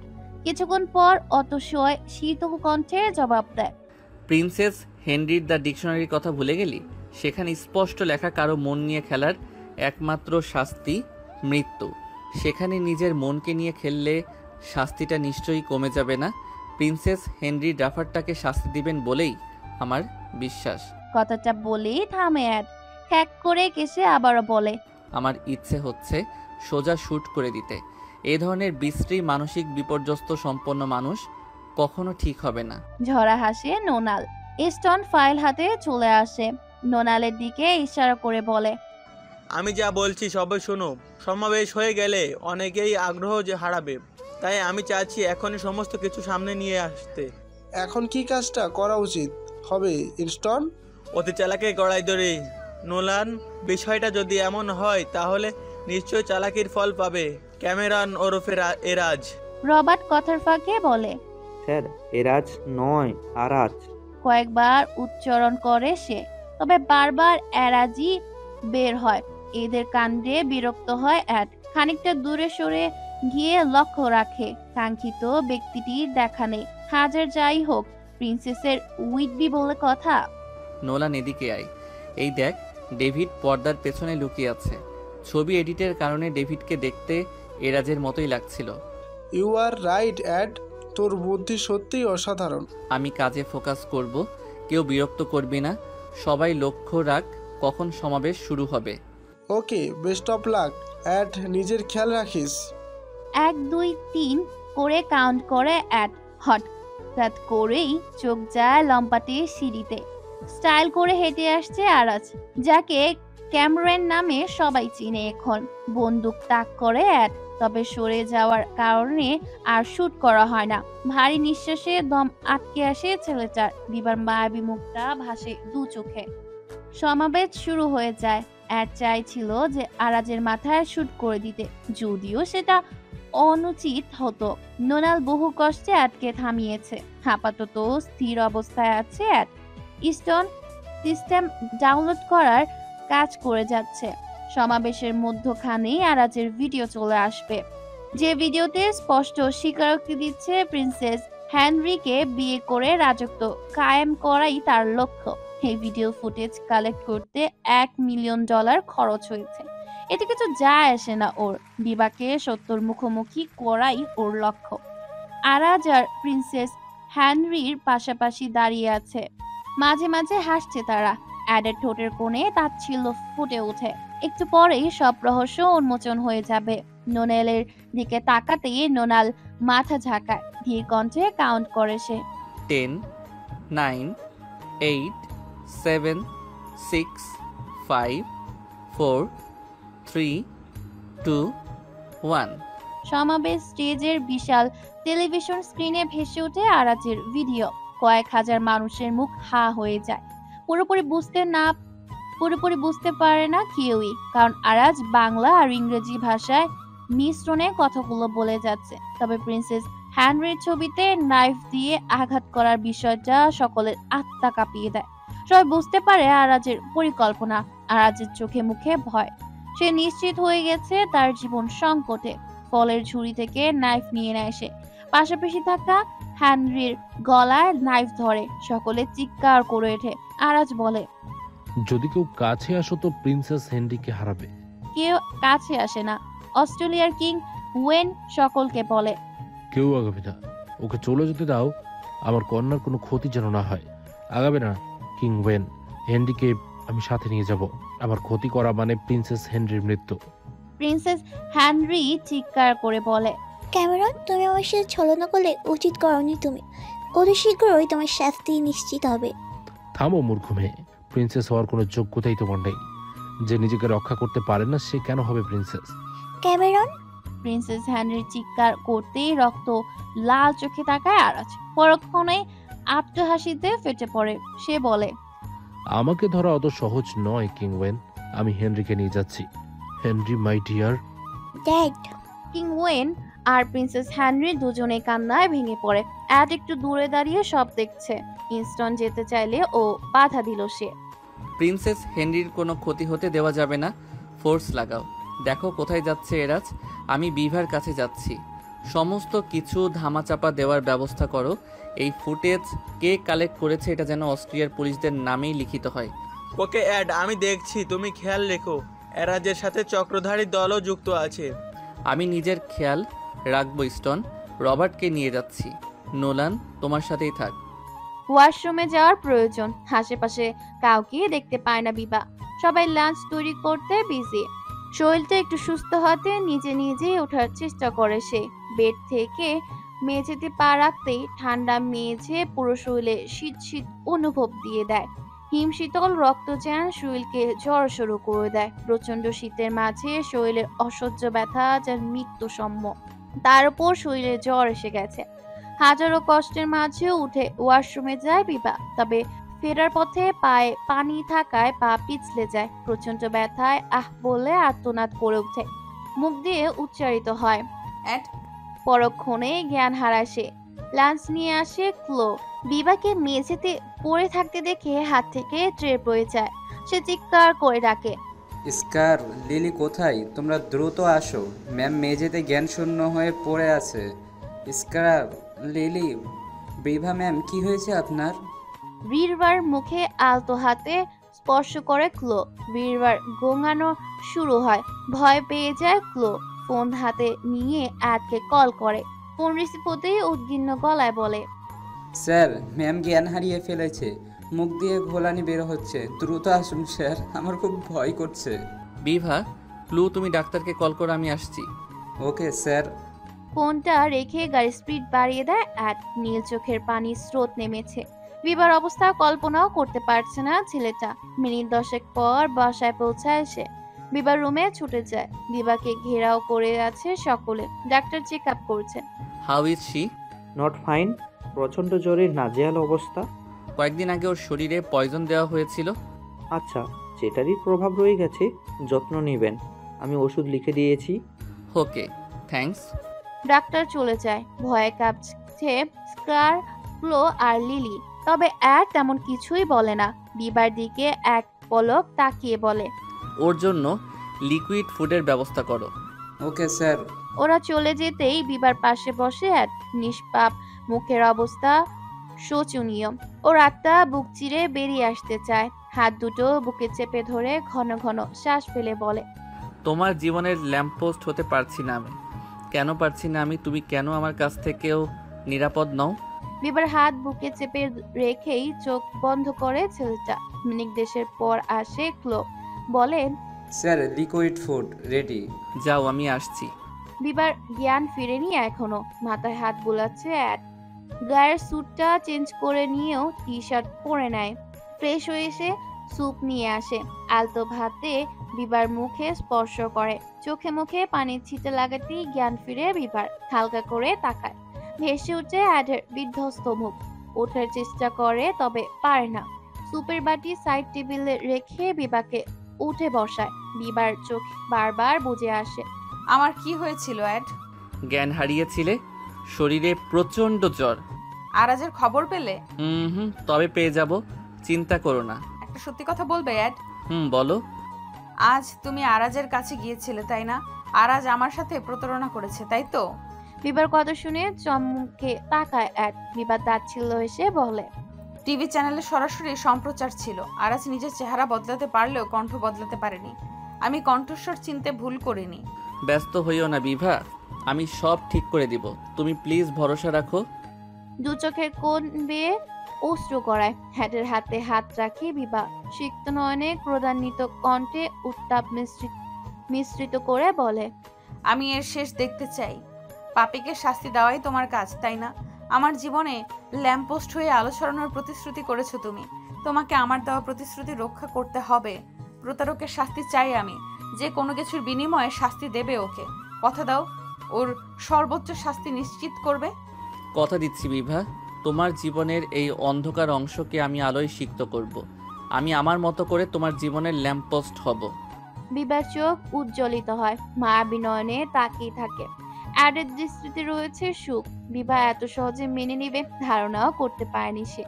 মেয়েটার মাঝে যে উদ্দীপনা রয়েছে তাতে ভেতর থেকে শ্রদ্ধা আসে। মনে মনে বলে, আমার জীবনের অন্ধকার ল্যাম্পপোস্টে বিভা হয়ে আসবে তো তুমি। আমি নির্ঘুম হয়ে আলো ছড়াতে চাই তোমার জীবনে। স্টোনের সাথে জরুরি মিটিং এ রয়েছে অ্যাড। প্রিন্সেস হ্যানরিকে নিয়ে টিরল প্রদেশ থেকে ভিনেয়া চলে এসেছে আরাজ। আরাজের লোকের সাথে কয়েকজন গুপ্তচর লুকিয়ে রয়েছে। তারাই খবর পাঠিয়েছে হ্যানরিকে নিয়ে পরিকল্পনা চেপেছে। রাজবংশকে পদত্যাগ করিয়ে অস্ট্রেলিয়াতে নিজের রাজত্ব স্থাপন করবে সে। এই সম্পূর্ণ কার্যক্রমের সাথে জড়িত আছে আরাজের ফ্যামিলি। দীর্ঘদিনের প্ল্যান এই সব। সমস্ত কথা শুনে অ্যাড চিন্তিত হয়ে বলে, কিং ওয়েন পদত্যাগ করলে আমরা কিছুই করতে পারবো না। আমাদের পরিকল্পনা সাজাতে হবে। সবার আগে প্রিন্সেস হেনরিকে বের করতে হবে। কিন্তু অ্যাড, তুমি তো জানোই অস্ট্রিয়ার সাথে আমাদের সম্পর্ক কখনোই ভালো নয়। তারা সর্বদাই আমাদের বিরুদ্ধে ল্যাম্পপোস্টের নামে আন্তর্জাতিক মামলাও করেছে। কারণ হিসেবে বলেছে ল্যাম্পপোস্ট নাকি শান্তির বিরুদ্ধে। শান্তিপ্রিয় দেশ সমূহ লিভিং থেকে শুরু করে পতিতালয়ের বাধা প্রদান করে না। সেসব অতীত স্টোন। তুমি তো জানোই আন্তর্জাতিকভাবে ল্যাম্পপোস্টকে স্বীকৃতি দেওয়া হয়েছে। কোনো ধর্মই লিভিংকে কিংবা পতিতাবৃত্তিকে সমর্থন করে না। সব ধর্মই এসব নিষেধ করেছে। মাথা ঝাঁকা স্টোন। 6 বছর দীর্ঘ পরিশ্রম করেছে তারা। দুষ্টতাধিক সদস্য নিয়ে তৈরি করা হয়েছে ল্যাম্পপোস্ট। তবে রীতিনীতি বদলাতে পারেনি এখনো। দম ফেলে স্টোন। হাতের আঙ্গুলে খেলায় মত্ত অ্যাড। হঠাৎ করে মৃদু খেলে বলে, এরাজ নিকো আর ভিক্টরের সাথে হাত মিলিয়েছে। নিকোর মনে সন্দেহ জাগাতে হবে। এরাজ যে নিজের রাজত্ব হাতাতে চায় সেটাই নিকোর কানে ভালো করে ঢুকিয়ে দিতে হবে। রবার্টকে বলো গুপ্তচর পাঠাতে, তারা যেন নিকোর কানে কথাটা পৌঁছে দেয়। ঠিক আছে অ্যাড, তুমি নিজের খেয়াল রেখো, আসছি আমি। এক চুমুকে কফি শেষ করে স্টোন। অ্যাড নিজের অভ্যাস বদলাতে পারেনি। এখনো ওয়াইনের প্রতি ঝোঁক তার। বোতল থেকে ওয়াইন ঢেলে নেয় সে। বয়াম থেকে সুগার কিউব বের করে মিশিয়ে নেয়। এক নিঃশ্বাসে ওয়াইন পান করে সে। নিঃশব্দ চোখে বলে, তোমাকে ভালোবাসি বিভা। 2 দিন যাবৎ বাসায় ফিরতে পারেনি অ্যাড। ফোনে খোঁজ নিয়েছে সে। ক্লো জানিয়েছে বিভার শরীরের এখন সুস্থ। একটু আগে কল করেছিল, বিভা ঘুমিয়ে আছে। আবারও কল করে ছেলেটা। ওপাশ থেকে ক্লো বলে, good evening sir. Good evening Chloe. Bibha কি এখনো ঘুমিয়ে আছে? নো স্যার, ম্যাম টেরেস এ বসে আগুন পোহাচ্ছে। ফোনটা বিভাকে দাও। বিভাকে ফোন দিয়ে চলে যায় ক্লো। বিভা লম্বা করে শ্বাস নেয়। কেমন আছো অ্যাড? ভালো আছি। তোমার শরীর কেমন? ভালো। আরজের থেকে সাবধানে থেকো প্লিজ। তোমার ক্ষতি করার জন্য পাগল হয়ে যাবে শয়তানটা। চিন্তা করো না বিভা, সমস্ত কিছু ঠিক করে দিব। তুমি নিজের খেয়াল রাখো, ঠিক মতো খাওয়া দাওয়া করো। তোমার কি কষ্ট হচ্ছে? কষ্ট হওয়ার মতো কিছু ঘটেনি। আরাজের নিজের কার্যসিদ্ধির জন্য আমাকে ব্যবহার করার চেষ্টা করেছে। নারীর শরীরের লোভ সামলাতে পারেনি। কথাটা প্রচন্ড আক্রোশে বলে বিভা। ওপাশ থেকে চাপা দীর্ঘ নিঃশ্বাস বেরিয়ে আসে। নিজেকে ধাতস্থ করে নিয়ে বিভা বলে, তুমি নিজের খেয়াল রেখো অ্যাড। আমার ভিনদেশি বন্ধুর ক্ষতি আমি মেনে নিতে পারবো না। আচ্ছা, খেয়াল রাখবো। আর শোনো, আমি বিডিতে লোক পাঠিয়েছি, তারা তোমার পাসপোর্ট সহ সব অ্যাকাউন্ট ওপেন করে দিবে। আর তোমার ড্যাডেরও খবরও নিবে। ধন্যবাদ ড্যাড। তোমার সব কথা সবসময় স্মরণ হবে আমার। ফ্লাইট করে ভিয়েনা চলে এসেছে অ্যাড আর নোনাল। রবার্ট 2 দিন আগেই সেখানে এসেছে। সমস্ত প্ল্যান মাফিকই কাজ চলছে। নিকোর মনে সন্দেহের বীজ বপন হয়ে গেছে। আপাতত আরজের বিরুদ্ধে কাজ করবে নিকো। তবুও রিস্ক নিতে চাচ্ছে না অ্যাড, তাই ভিয়েনা চলে এসেছে। যে বাংলোতে হ্যারনিকে রাখা হয়েছে সেটা নিকোর বাংলো। নিকোর সাথে সাপ নিয়লের সম্পর্ক অ্যাডের, তাই সে সামনে যেতে পারবে না। তবে স্টোনকেই চিনে না। মিররের দৃষ্টি দিয়ে নিজের লুক সেট করে স্টোন। নোনাল ল্যাপটপ নিয়ে ব্যস্ত। স্টোন, তোমাকে নিকোর ভালো বন্ধু সাজতে হবে। প্রিন্সেস হেনরিকে ছাড়িয়ে নিয়ে আমাদের লোকের সাথে বের করে দিবে।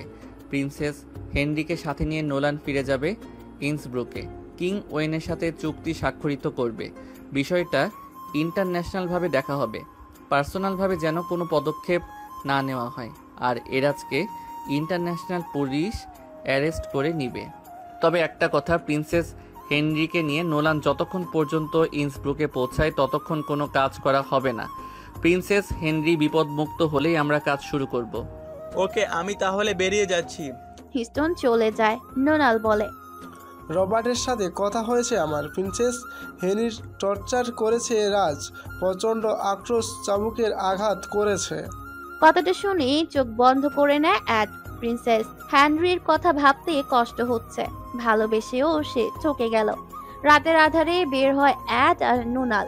নিকোর বিশাল বাংলোর কাছে এসে ফোন করে ইস্টনকে। কল রিসিভ করে ইস্টন বলে, প্রিন্সেস হেনরি কে বের করতে পারছি না আমি, সিকিউরিটি প্রচণ্ড হার্ড। হোয়াট? সিস্টেম আনলক হয়নি? হয়েছে, তবে আর সময় সীমানা কয়েক সেকেন্ড মাত্র। ও শিট, আমি আসছি। তুমি প্রিন্সেস হেনরিকে অজ্ঞান করে ফেলো। এমনিতেই ভয় পেয়ে আছে, কেউ দেখে ফেললে চিৎকার চেঁচামেচি করবে। ওকে, বাট অ্যাড প্রিন্স হেনরি অবস্থা খুব ভালো নয়, বারবার ঝিমোচ্ছে, মনে হচ্ছে ড্রাগ পুশ করা হয়েছে। আমি নোলানকে দিয়ে হসপিটাল বুক করাচ্ছি, তুমি নিজের খেয়াল রেখো। ঠিক আছে, তুমিও সাবধানে এসো। গার্ডেনের শেষ মাথায় একটা চেরি গাছ দেখতে পাবে, সেটার মধ্যে একটা সবুজ বাটন রয়েছে। গাছটা আর্টিফিশিয়াল হলেও ইলেকট্রনিক ইন্ডিকেটর লাগানো আছে, তাই লক্ষ্য রাখবে গাছের একটা শিকড়েও যেন স্পর্শ না লাগে। শুধুমাত্র বাটনে ক্লিক করেই পিছনে গেট দিয়ে চলে আসবে। তোমার হাতে মাত্র 3 মিনিট সময় থাকবে, তাই কাজটা দ্রুত করতে হবে। ওকে, আমি দেখছি।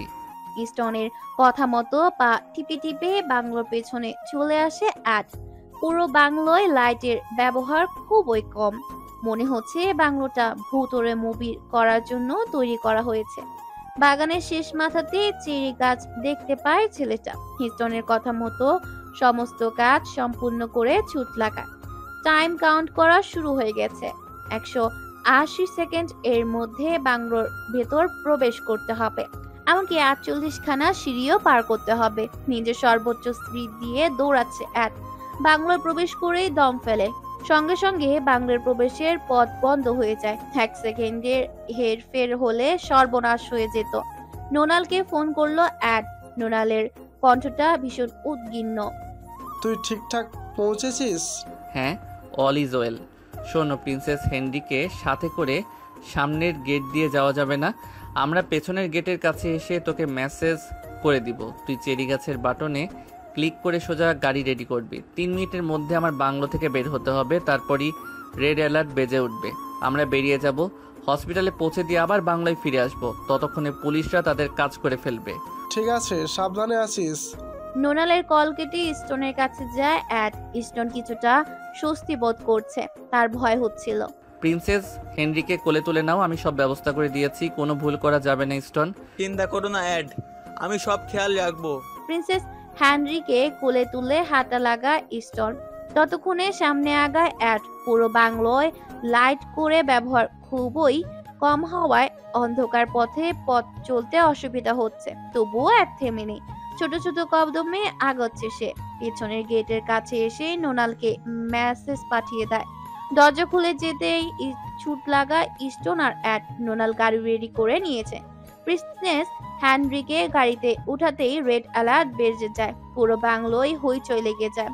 প্রিন্সেস হেনরিকে নিয়ে হসপিটালে যা, তুই আমাদের সামলাতে হবে সব, লেট করিস না। অ্যাডের কথা মতো নোনাল ফুল স্পিডে ড্রাইভ করে চলছে। ওরা দৃষ্টিগোচরে যেতেই অ্যাড পুলিশকে মেসেজ করে দেয়। সবাই বাংলোয় ঘেরাও করেছিল। বন্দুকের গুলির শব্দ শোনা যায় শুধু। অ্যাডকে দেখতে পায় আরাজ পালাচ্ছে। রাগে চোয়াল শক্ত হয়ে যায় ছেলেটার। ছুটে যায় আরাজের কাছে, শক্তপোক্ত হাতের সাহায্যে নাক বরাবর পাঞ্চ করে। লুটিয়ে পড়ে আরাজ। স্টোন অ্যাডকে সামলায়। ইন্টারন্যাশনাল ভাবে সামলাতে হচ্ছে, বেশি আঘাত করো না অ্যাড, নিজেকে সংযত করো।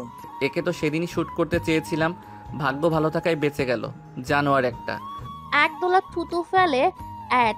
আরাজকে পুলিশ অ্যারেস্ট করেছে, সাথে অ্যারেস্ট করে নেয় নিকো আর ভিক্টরকেও। ন্যাশনাল ভাবে কাজ সম্পূর্ণ হলে নিকো আর ভিক্টরের শাস্তি কম হওয়ার সম্ভাবনা থেকে যেত। এখন আর সেটা নেই, ওদের একমাত্র শাস্তি হবে মৃত্যুদণ্ড। কিং ওয়েন অ্যাডের কাছে ক্ষমা প্রার্থনা করেছে। 2 দিন আগে আরাজের মৃত্যুদণ্ড ঘোষণা হয়েছে। সংবাদটা পেয়ে সব থেকে বেশি খুশি হয়েছে বিভা। এমন শয়তান জালিম প্রতারকের শাস্তি হওয়া দরকার ছিল। আজ 6 দিন হলো কানাডায় ফিরেছে বিভা আর অ্যাড। আরাজের জন্য ছুটে এসেছিল বিভা, এটা ভাবতেই এখন গা গুলিয়ে আসে তার। আরাজের নামটাও বিষাক্ত বিষের মনে হয়। হাডসন ফ্যামিলির প্রতি কৃতজ্ঞ বিভা। আজকেই ফ্লাইট, নিজ দেশে ফিরে যাবে সে। খবর পেয়েছে ইফতেখার নাকি স্ট্রোক করে হাসপাতালে অ্যাডমিট। যদিও এখন অনেকটাই সুস্থ, তবে হাঁটাচলা করতে পারে না। আর তার জন্যই বিবার সমস্ত অ্যাকাউন্ট ব্লক হয়ে গিয়েছে। যেহেতু বিবার পরিবার বলতে শুধুই বাবা, তাই বিবার খোঁজ খবরও চালানো হয়নি এতদিন। বিবাকে দত্তক নিয়েছিলেন ইফতেখার। প্রেমিকাকে হারিয়ে আর বিয়ে করেননি তিনি। তবে 3 বছর পর খবর আসে প্রেমিকা ও তার হাজবেন্ড অ্যাক্সিডেন্টে মারা গেছে। শুধু বেঁচে আছে বছর খানেকের বাচ্চা মেয়েটি। আর সেই মেয়েটির দায়িত্ব নিতে চায় না কেউ। তখনই ঠিক করেন বিবাকে নিজের মেয়ে হিসেবে বড় করবে। বিবার 18 বছর পূর্ণ হতেই এই কথাগুলো জানতে পারে মেয়েটি। সেদিন প্রচুর কেঁদেছিল সে। ইফতেখারের মতো কাউকে বাবা হিসেবে পেয়ে নিজকে অনেক বড় ভাগ্যবতী মনে করে সে। হাডসন ফ্যামিলির সকলকে বিদায় জানায় বিবা। হ্যাট কোনো এক কাজে দেশের বাইরে গেছে, যার পূর্বে দেখা না হওয়ার কষ্ট হয় তার। ভিন্ন দেশি বন্ধুকে ছেড়ে যেতে ইচ্ছে করে না। বুকের ভেতর কষ্ট অনুভব হয়। গাড়ি চলতে থাকে, জানালা দিয়ে তাকিয়ে থাকে বিবা। কানাডায় দীর্ঘতম রাস্তা পেরিয়ে ককপিট দিয়ে চলে আসে বহু থেকে বহু দূরে দেশ বাংলাদেশে। দীর্ঘ 4 মাস পর নিজ দেশে পা রাখলো বিবা।